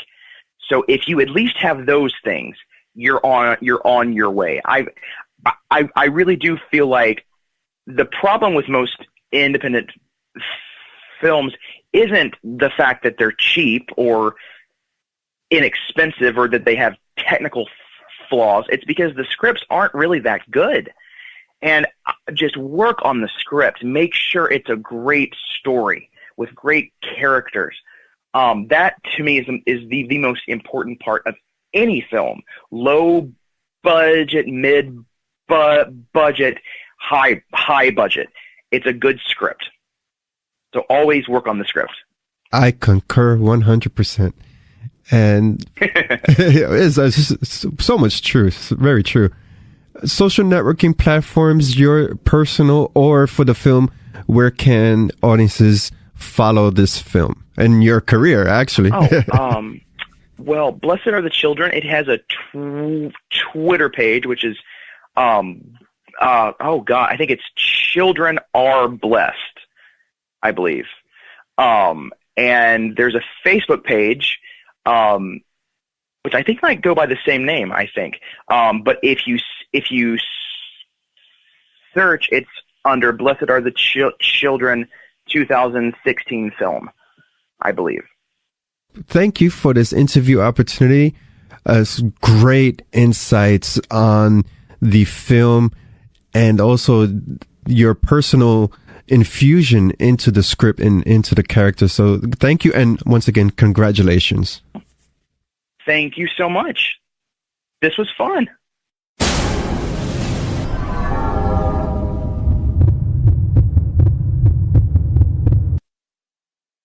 Segment 3. Trailer First Impressions. My Pet Dinosaur. This term, you will be assessed on an original research project. You will work with the person next to you on the topic of your choosing. See you next week, partner. This totally proves extraterrestrials seeded life on Earth. If advanced beings with the ability to travel anywhere in the universe actually exist, why would they visit Brightwood? There are sightings. We're going to the forest. You've got to come with. I have a plan. We go there, check it out, and come straight back. Ready? My Pet Dinosaur, directed and written by Matt Drummond. The cast stars Jordan Duliu, Annabelle Wolfe, Scott Irwin, and Beth Champion. When a young boy named Jake accidentally makes a new friend in an experiment gone wrong, a troubled town is plunged into chaos. But with the creature rapidly evolving every day, Jake finds it increasingly difficult to keep his new pet secret. Jake's friends and new girl Abby realize they're not the only ones interested in this strange, mischievous little dinosaur, and soon to discover that the only thing more mysterious than what it is who is looking for it. My Pet Dinosaur released in Australia April 22, 2017. Well, I feel like this is an entertaining treat, especially for young kids.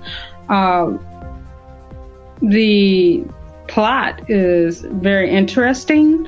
I think I kind of see a little bit of and this is not a big comparison here, but with, you got this creature and then got the government or whoever they are, looking for this creature and everything.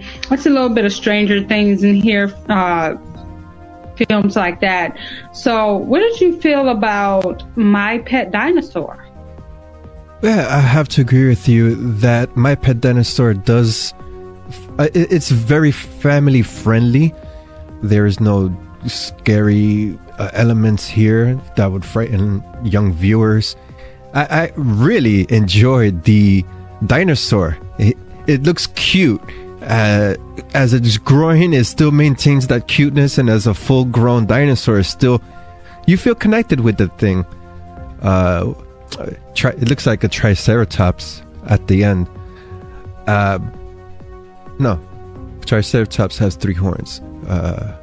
This one has 1, and the name escapes me at the moment. But anyway, yeah. I think it's Stegosaurus, isn't it? No, the Stegosaurus has... the Stegosaurus dinosaur has spikes on his tail and down its back. This one has a shield and a rhinoceros horn. When the podcast is over, I will remember the name. Anyway, but it does look cute. It attracts young viewers with that cute element, and it's CGI. I'm not a fan of CGI, but in this case, it works great. And Stacy, you mentioned it reminds you of Stranger Things. To me, it parallels so much with E.T. It's like 100% E.T., but with a dinosaur. Yes. I should have thought of E.T. That didn't even cross my mind. I should have thought of E.T. That's exactly what I'm saying here. Yeah, I don't know why I didn't think of E.T. It's an E.T. clone. It's basically an E.T. clone. Yeah. But it's fun. It's fun. It has a good plot. Yeah, of course, the government is the bad guy, as usual. And the kids are off to rescue their extraterrestrial friend. And I don't know what they're going to do with him. Put him back on a spaceship. I don't know how that works. But anyway, it's a family-friendly film for all ages. I wouldn't mind watching it. It does have that interesting aspect that what happens to the creature at the end. I want to know. I know they save him, but I just want to know, does he stay with them?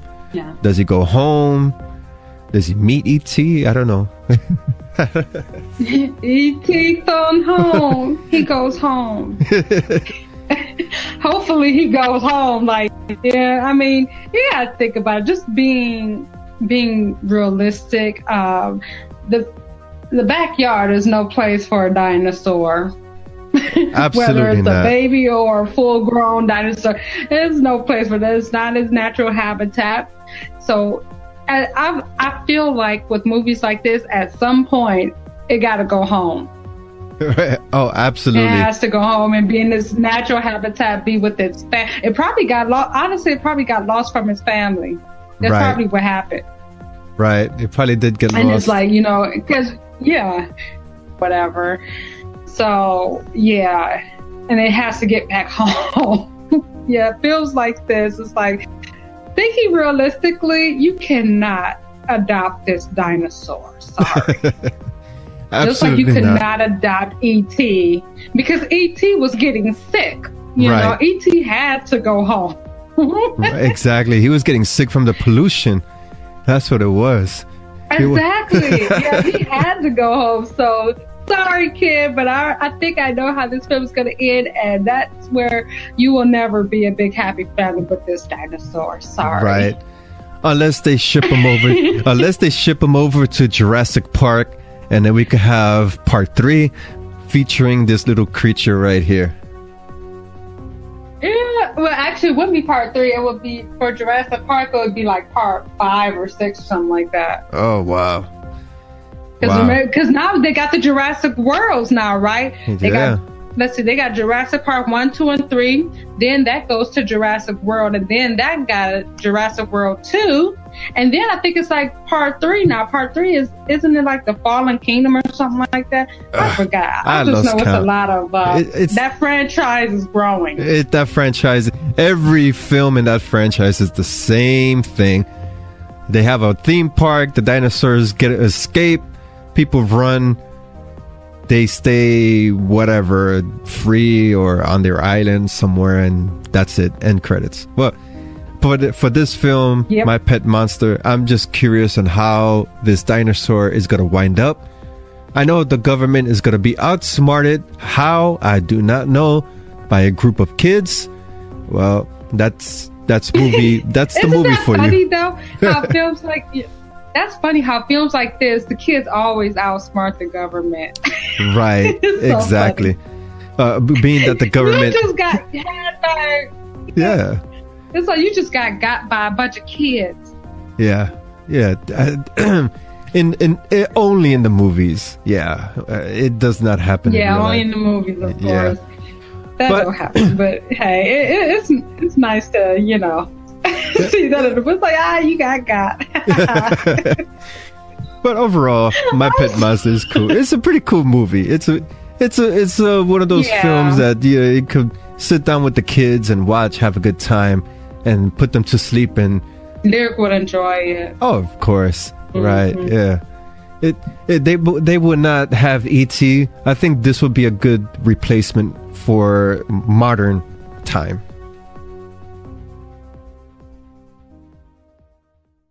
Apartment 407.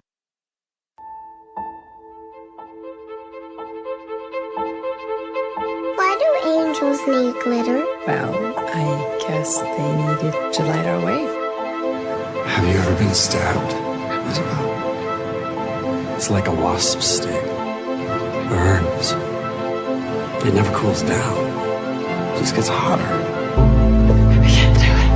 Please. You're gonna kill me? We'd never kill. We're far too beautiful. Congratulations are in order. Your client is coming back in a few days. Apartment 407. It is a drama thriller directed by Rudolph Bustinach and written by Frida Farrow and Glenn Turner. The synopsis, according to IMDb, does not do justice for what this film is about. On IMDb, the synopsis reads, "In America, everything is for sale." But according to the press release, which arrived in our inbox, Apartment 407 is based on Frida's own horrific true life experiences. Apartment 407 tells the story of Isabel, portrayed by Frida Farrow, a young mother whose life is changed when a charming stranger invites her to take part in a photo shoot Instead, Isabel is kidnapped and sold into the sex trade, and the film concerns her fight to escape. After remaining silent about her own real-life horrific experience for 14 years, Frida transformed her pain into art, not only for personal catharsis, but also as a powerful statement against gendered violence. Wow, what can I say, Stacy? This trailer is so emotional. I don't know. I want to see the film, of course, but this character, knowing that it's a true story, but not a true story, but really the actress is portraying herself of what she went through. Amazing. There's no words. I want to see this film like as soon as possible, just to understand how in America is this possible that somebody could get kidnapped and entered as a sex slave. Yes, just this concept alone is scary. And it all goes back to, like, you know, when you just meet people, and you got to be careful, whatever. I mean, whether you meet someone online or even in real life, you know, you never know, you know, who someone is or what intentions they have, you know. That's why, you know, you're somewhere and someone comes up to you giving you a card for like this happens to me. I mean, not this scenario, but like someone came up to me and gave me a card for some modeling gig, and I'm like, yeah, no, I've seen movies about people like you. You know, it's that thing where you got to use your best judgment, you know. But going back to Apartment 407, oh, that trailer is so emotional. I'm just like, oh man. Like our films took a major turn here from, you know, you got some comedy, horror and everything, and now here we are to talking about, you know, the sex trade. Right. And I've seen a few films about the sex trade, and yeah, it's scary business. It really is. And now we have a film where someone who's actually been through it, who was a victim, you know, portraying herself, is like that ante's up the stake there. Right. And for horror cinema, we have, or thrillers, and this is a thriller, but to parallel with horror cinema, we've had the exploitation era with I Spit in Your Grave, that deals, the story behind that is based on a true story, because the director just so happened he was at a park and he saw a woman who she just got raped, and that had such an emotional impact on the director that he created the film. But in this case, this is not a fiction. This is a true event, and that's what makes this film so eye-opening. And like you said, Stacy, there's so many shady people out there on social media or in person who they come with you with the smile on their face, but you don't know what their intentions are. And for young kids, especially with the dating scene, that's a ripe area for predators to be lurking and just brainwash them. And not only as a sex slave, but also into prostitution. That, yeah, it's categorized as sex slave. Yeah, but they have no escape, actually. And that's been going on for years. And as I said, it's mind-boggling how this could be happening here in America. Not in a third world country, in America. It's crazy. Yeah. And it's all because, I mean, you know, you got your shady people, but also, like, you got these young people who just, they're so, what's the word I'm looking for? They're so, like, you know, out there and yes, everything, instead of, you know, taking a second to think clearly, like, wait a minute, who is this person? You know, like, I mean, you see it all the time. You'll see a group of young people hanging about, and then someone approaches one of them, and then they're just like, you know, just off for it. So, and then it's like, it's so reluctant to like meet up, like, or even like online, you know, because even though probably most counts go from online social media dating websites, you know, there's also your shady people in real life too. But from an online standpoint, you know, you've seen that movie, Megan is Missing, where she's chatting with this guy, and after that one first chat, decides to meet up with him in person. Right. And then not only that, not tell anybody where she's going either. Right. At the same time. So it's a lot of that going on too, where these young people are just so optimistic and not really thinking about it. Right. So yeah, it's unfortunate. It really is. It is. But I mean, it's both. I mean, both of those are the contributing factor: the shady people, the predators, and then the optimistic people who don't think about, you know, maybe I should take more time to get to know this person before meeting up with them or something like that. Especially meeting up in a private place, you know. Right. Yeah. So I agree 100%. Both are contributing. Yeah. And usually. And then when someone approaches you, No, yeah, go ahead. When somebody approaches you, yeah. I was just gonna say, especially like now when someone approaches you about some kind of gig going on, right? You know, I mean, just think about it. Like you got some young people who, you know, always wanted to be a modeling or always wanted to be in acting or whatever.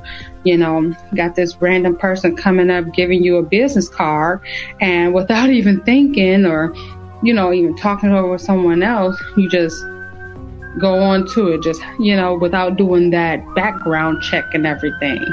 You know, it's that too. So, right. Yeah, I agree. Yeah. Usually we talk about the trailer, the first impressions, and we dive into the acting. But the trailer is just so emotional and raw. What we see here is just a woman going through so much trauma, so much shit emotionally. Her body's been exploited. It just, I need to see this film to get the full story here, and just I know it's gonna shock me and awe, but the trailer alone is just this is one of those cases that the trailer makes not the trailer, but the story makes you want to watch the film in its entirety. Yeah, I agree. Krampus Origins.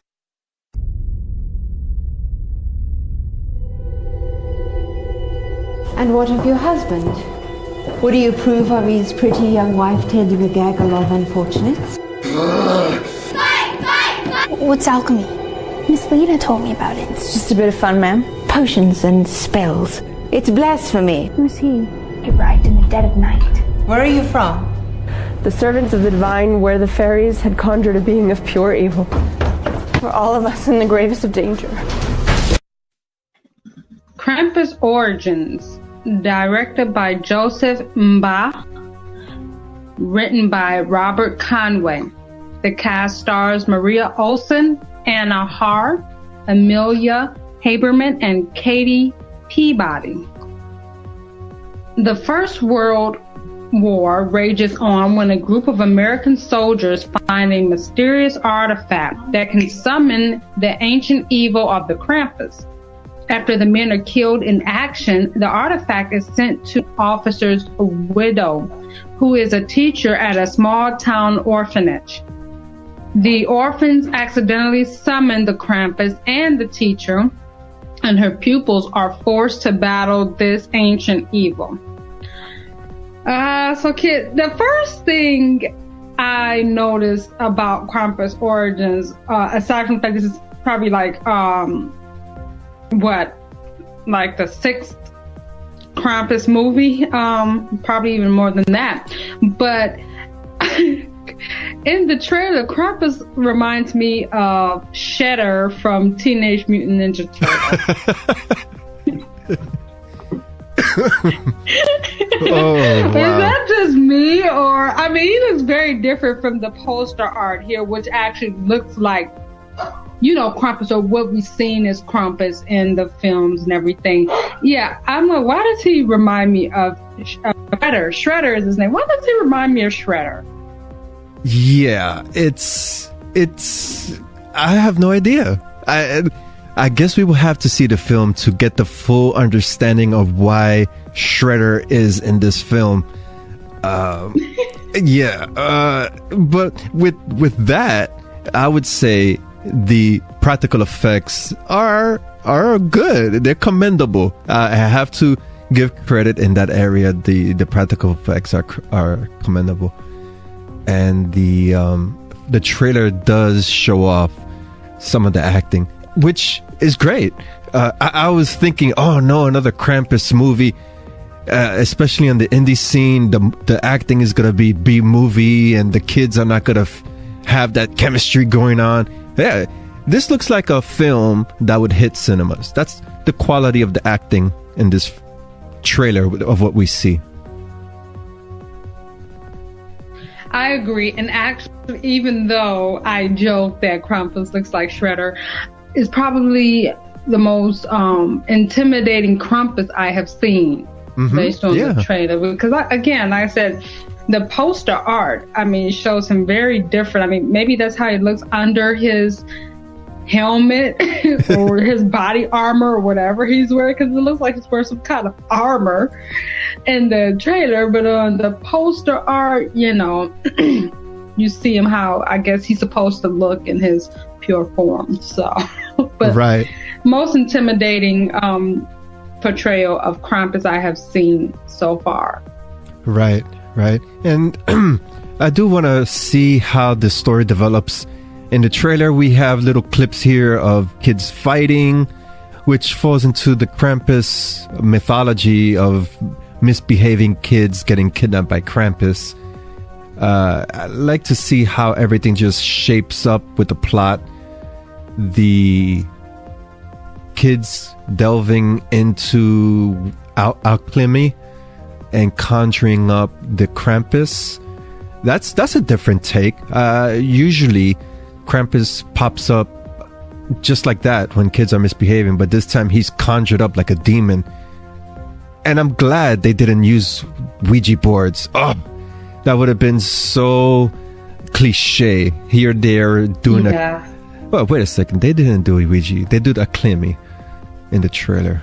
Oh yeah, no, I don't think I've seen a Ouija board in a Krampus film yet. Okay, good. It's more of a ritual, right? Right, it was a ritual. They were doing witchcraft. Yeah, interesting perspective, different take on it. Yeah, I'll give this one a watch. We do have the screener for this film, so that would be forthcoming. Our review for Krampus Origins. And also something that looks different in here. In one of those clips in the trailer did it look like the little boy turned into Krampus? Yeah, that's a question. That's a good question. The trailer is just giving you hints of the plot, which is great. That's what the trailer's supposed to do, not tell you the whole thing and give you an insight on how the production is. But I want to know, yeah, you're right. Does the little kid turn to Krampus? That's him. We got to watch this film now. And it's hit. Yeah. It arrives right in time for Christmas. Have you noticed that every Krampus movie happens around this time? Well, yeah, because Krampus is like the evil version of Santa, right? That's what Krampus is. He's like Santa's alter ego. Yeah, the dark Santa. Well, I prefer Krampus over Santa anyway, because Santa's really satanic anyway. You reverse the name Santa and it spells Satan, so oh yeah. FYI right there. Krampus makes such much better sense for the holidays. Aliens in the Pentagon.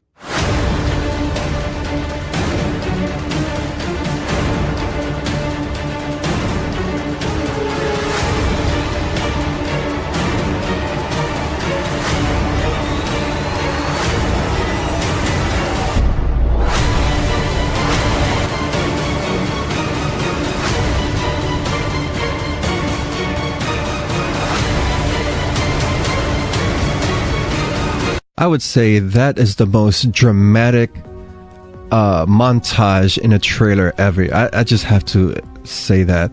The trailer for Aliens at the Pentagon, it's just a bunch of random clips. I'm unsure if it has anything to do with the film. Perhaps it is clips that they've meshed together with some words superimposed on the screen, and of course the dramatic music that you just heard.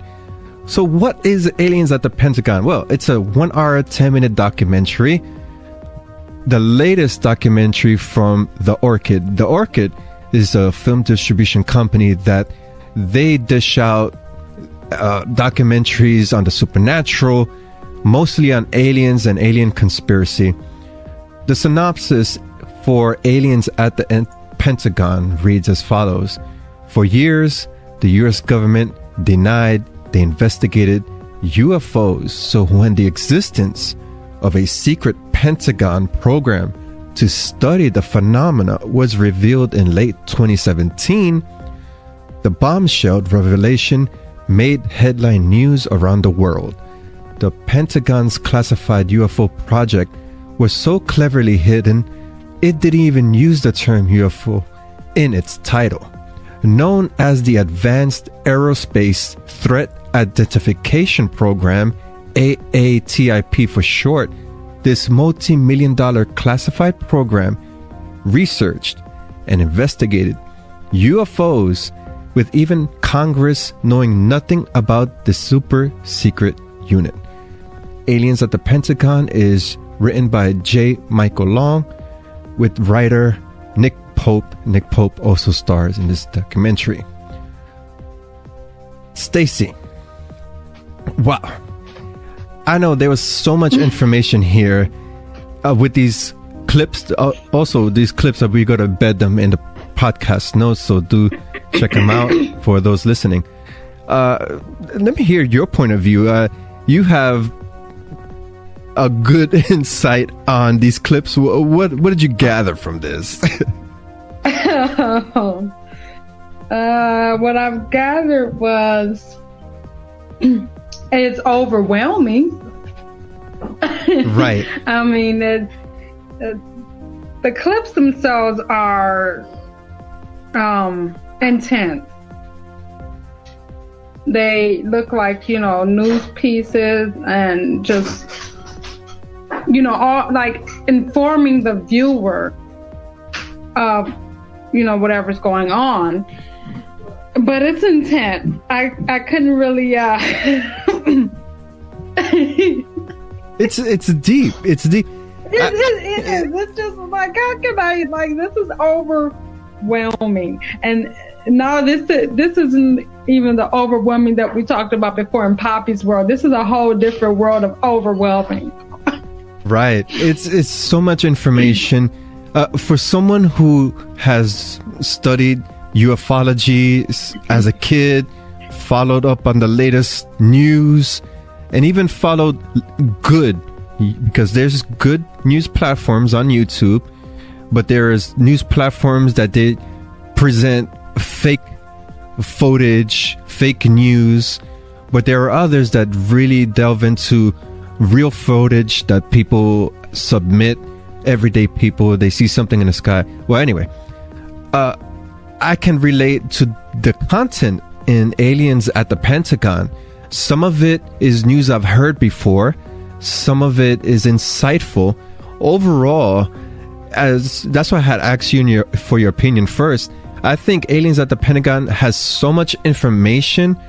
If someone is curious about it for the first time, it's just going to come out as, wow, bombardment of information that they won't be able to absorb right away. Perhaps. No, yeah, I definitely agree. The whole concept of ufology, if I'm saying that term right, it is just a world that is ever expanding. and it gets so deep and just so overwhelming in itself. When you hear about, everything that's been happening, in the government and everything, and just aliens of captivity, all of that.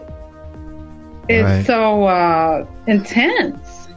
Yeah, there's a lot of information. And what Aliens at the Pentagon covers is, of course, this news was released in 2017 about the government doing research and investigating UFOs, not only on Earth flying around or crashing, but also in space, on the moon, on other planets. That's news that has been going on in ufology for years. When I first heard the news on the regular TV channels, I said, and I knew this was happening for a long time, so this is nothing new to me. Aliens technology being used for our benefit. That's been happening for years. Hello, people, wake up. Hello, open your eyes. How advanced have our technology has gotten? How did that happen? Out of the blue? Yeah, okay. But there's so many other things that are presented in this documentary that, okay, I haven't heard before, but I'll look into it. But overall, I would say 80% is stuff who follows this topic would already know. But in your case, Stacy, if you are unfamiliar, as I said, it will be so like information overload, and you may or may not enjoy the content. Yeah, those clips were definitely information overload, but it's still interesting, so I am going to watch it. Right. Yeah, it's interesting. I do keep a close eye on the ancient alien theory, because there's so many things on this earth that has been going on in the past, and they found artifacts that just doesn't make sense at all. Even with archaeological sites like Machu Picchu, how the fuck did they create these monuments so precise and razor sharp edges that if you put your thumb or your finger over the edge, you cut yourself? We can't do that. So how are they going to say that they built these things with rock tools? It just doesn't make sense. And it's an eye-opener. Yeah, it's definitely an eye-opener. But of course, the biggest monument that is a mystery is the pyramids in Egypt. We can't even make those things today, much less at that scale and precision. There's just so many weird things that is going on. I wouldn't be too surprised if we've been visited for so long. Yeah, that's a topic for a different. But Aliens at the Pentagon is an interesting introduction. I wouldn't consider it an introduction. It's more as an advanced class. Yeah. Just hopefully you don't get an exam at the end of the documentary of what you learned. Right. I'll be up for like, is it an open book test? Right. Is it, can I use Google? Oh, wow. Yeah. I tell you, 1 hour and 10 minutes. That's not bad, though. 1 hour and 10 minutes. I've seen documentaries like this go into 2 hours plus, so at least they were considerate. They kept it short. Right. Yeah, at least those clips were like really short. So, and I didn't even realize that first clip on there was the actual trailer. I saw clip 1 and clip 2, and I thought the clip before that was like a website. So I gotta add that in the notes. I didn't even realize that was the trailer. Yeah, it's a trailer. It's an interesting trailer. So too dramatic. No, yeah, I had watched it. Yeah, I had watched it like just now too. As you were talking, I was watching. I was like, "Oh, this is the trailer." I'm like, "Oh." Apparition.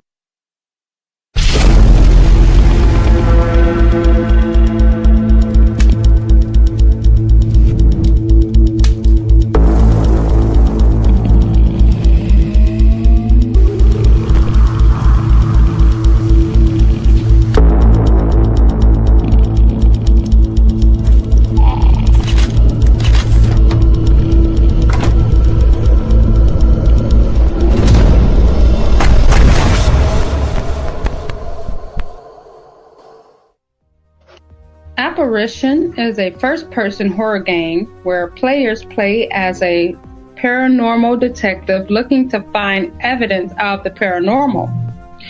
The game will launch in time for Halloween.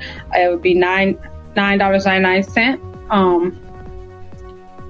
In Apparition, players will find themselves on the road looking for clues and evidence of supernatural nasties, communicate with the undead using the Ouija board, and then record evidence of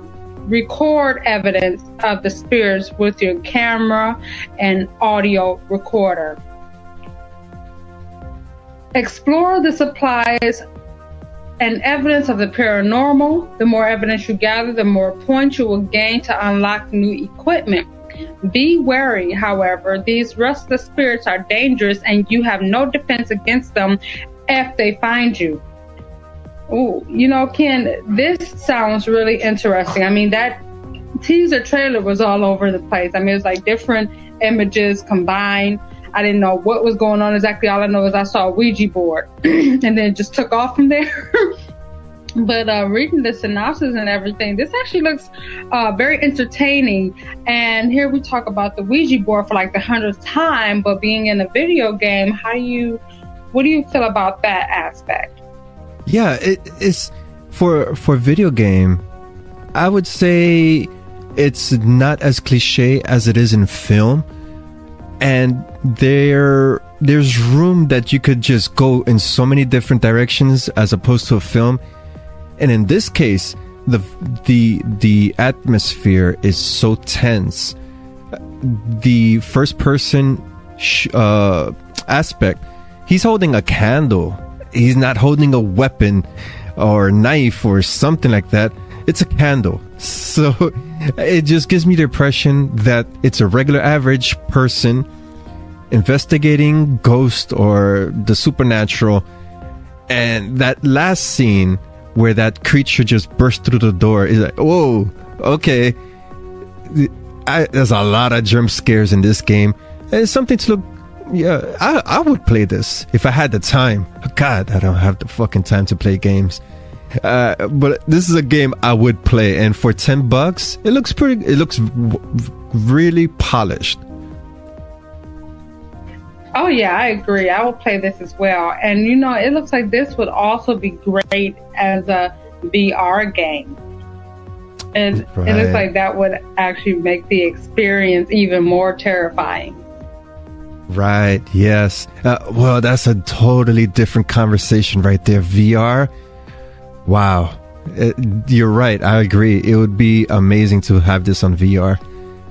And it's available on Steam. Well, you could download it on your computer. And yeah. I dig survival horror video games, especially first person games. And I can't play PC games to save my life. So what I use is a PlayStation controller that I'm used to. Yeah, so I would play this game, master it, figure it out. Yeah, it's something to to pass the time. This will be a game to pass the time.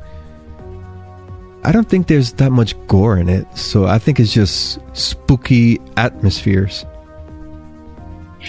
Well, yeah, because they're talking about the paranormal. There's not usually gore in paranormal. It's probably more jump scares and stuff. Because like I've played Slender, The Arrival, and it was more like a psychological scare. Nothing really happened. But then again, I didn't make it very far into the game. because I didn't play very long. But it's pretty much, you walk around behind the camera, so there's that kind of like found footage feel to it. Then the controller shakes, and then you got that creepy music. You think something's gonna happen, but nothing happened. So, right, it's probably kind of along there where you get these jump scares and the creeps, but yeah, no gore. It's not like the Evil Within, where that's yeah. Right. But and one of the surprising aspects for this game is one person created this, one person developed this. Mr. Kasiasku, he developed this game single-handedly, and it also has RPG elements. And I know you're aware, Stacy, at RPG, where the character, you pick up equipment and you upgrade your stuff, whatever it may be, a weapon or whatever. And Apparition does that too, so you wind up crafting resources from things that you find in the environment. That's cool right there. Oh yeah. And so basically you have to record ghosts, demons, escape them, catch the evidence. And so it has different elements. RPG, FPS, which is first person. Oh, not FPS, first person. FPS is first person shooter. Anyway, so yeah, it's a pretty fun game. Yeah, I think this would. Yeah, and for that price. Yeah, right. It's not bad. It's not. Yeah. Survival horror is increasing in popularity, and it's all because of indie game developers. They're really. In this case, taking something that is so cliche as a Ouija board and just creating a different angle for it. Oh yeah, I can't wait to see that in the store, because another interesting thing to these first-person horror games is the storyline. Absolutely. The story build-up is just so intense, and I mean, it even increases the entertainment to the game. Right. And that's why the video game industry has so much a higher budget than Hollywood. They really focus on story, crafting characters, environments. I just can't wait for video games to take over Hollywood, and we could see films that are made like this, like a video game. Oh yes, that would be awesome. Yeah. The last time I went to the cinemas, it was just my wife and I and 3 other couples, and the whole movie theater was empty. It's just great. But it just goes to show you, they're not making money at all. No. I was going to say, when did you go? Like the 5th weekend after it released? No, the 2nd weekend after it released. Wow, seriously? Yeah. Well, man, that's horrible. Yeah, right? You would think it would be not packed, but a few seats filled here and there, but nope. Yeah. I said to myself, how are these actors making money? Meanwhile, you go to GameStop, you pick up a $60 game, and you're entertained for 8-12 hours. Oh, that's for those hardcore gamers. If you're a gamer like me, that'll play for maybe an hour or 2 here, then put it down for about a month, then it'll entertain you for a month. Let me tell you, I love survival horror, and Apparition would be like a appetizer before I jump into a more gory title. But it's just a time factor. I wish I could play games like I used to. I would sit and just consume Apparition in one setting. That's how much of a gamer I used to be. Man, I wish I could. Oh yeah, I've never been that great of a guy. But see, me, I give up. I get frustrated and give up too easily as well. Like if I get stuck on a level for so long, I'm just like done with it. It's like I'll put it away for a few weeks and like, okay, I'll come back later. I won't sit there for hours on end trying to beat that level in one sitting. But that's the fun in it. I know, but I'm just like, it's like I have very little patience with that. If I could, like, I remember trying to play. God of War 3, I think it was. And I was just stuck walking around in a circle in this one level. And after like 20 minutes of walking around in a circle, I'm like, screw this game. I'm so impatient. Achievement Haunter. I brought you guys here tonight to talk about hunting our next ghost. The only way we know how. We're gonna lure it. I would imagine this would rile them up pretty good. We're gonna insult it. Let's do a silly face. Lizzie, you can't duck face with a gravestone. Why not? She's gotta keep up with the times. And we're gonna provoke it. I mean, it's just a record, right? Dime a dozen. Hit me. Scratch me. Audience of thousands of ghosts, go ahead and make some noise!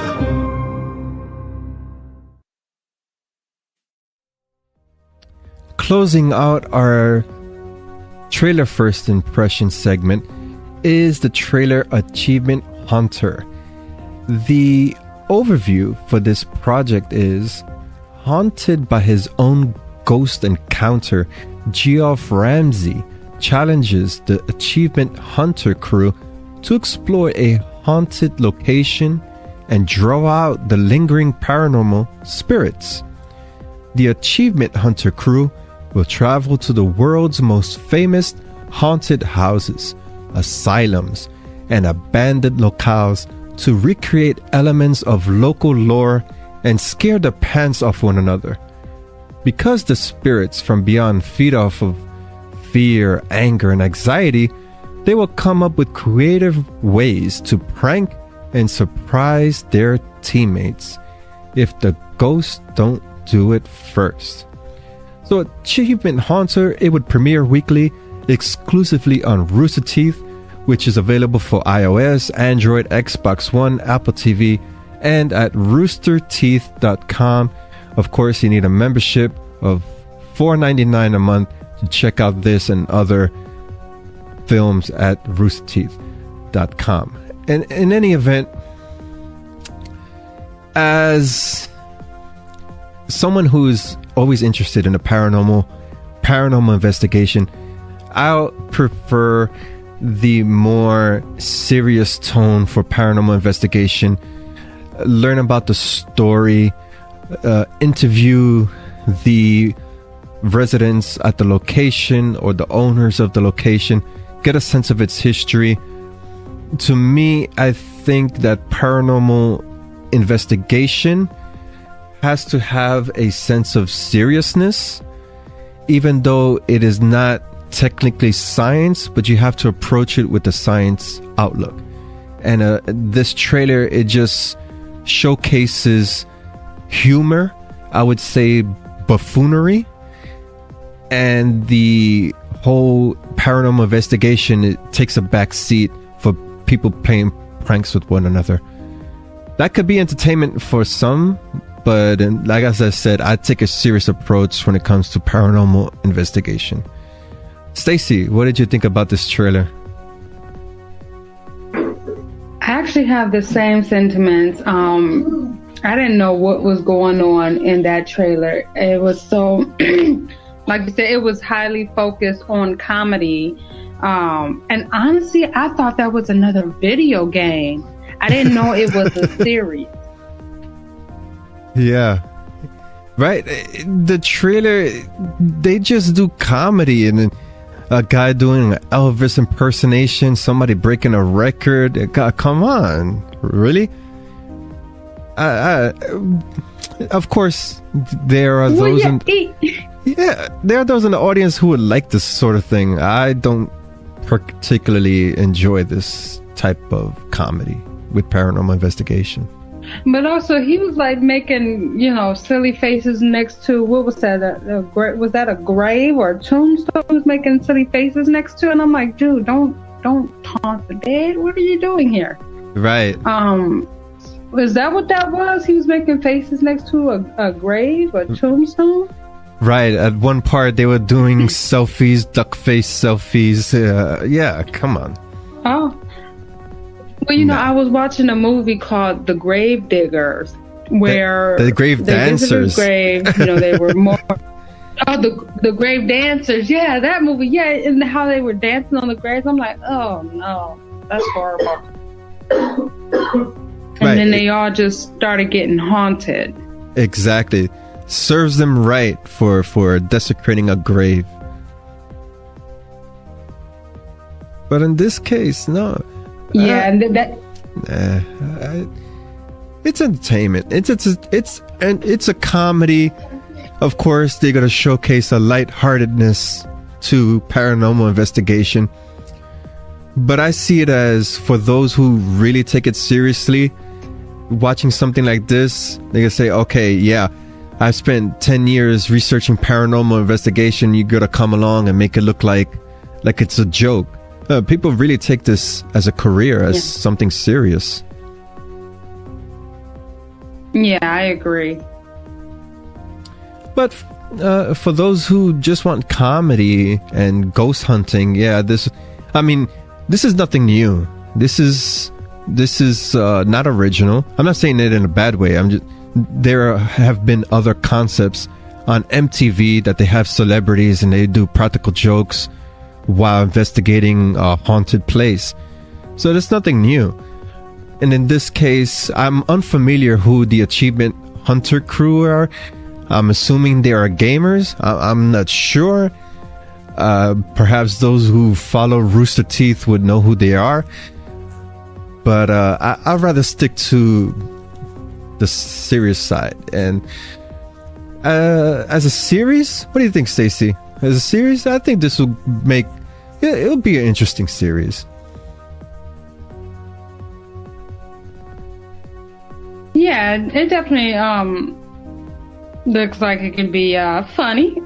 Yeah, because like I mentioned before, I didn't know this was a series. I thought it was a game as well. So it would work with as a game. It's a comedy tone on it. Yeah. It's like the flip side of Aliens in the Pentagon. Whoa, you're so right. This is just, oh my God. You're right. Two different directions here. Absolutely. One is too serious and the other one is comedic. Yeah, I see it as the opposite of the spectrum. Not serious enough. Oh gosh. Not serious enough. Wow.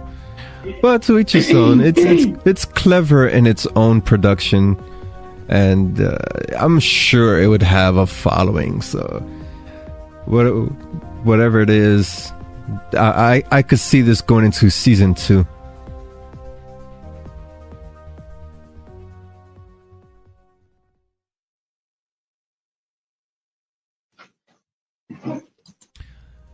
And a lot of interesting topics we covered in this podcast, Stacy, for our short film reviews. Each of the films were great in their own right, and I think we both agreed that time was the important factor for all of them to create a more elaborate story. Yes, definitely. And for the trailer first impressions, I think we both agree Apartment 407 definitely stands out of all of them. Not the trailer, it's just that emotional impact of the film itself.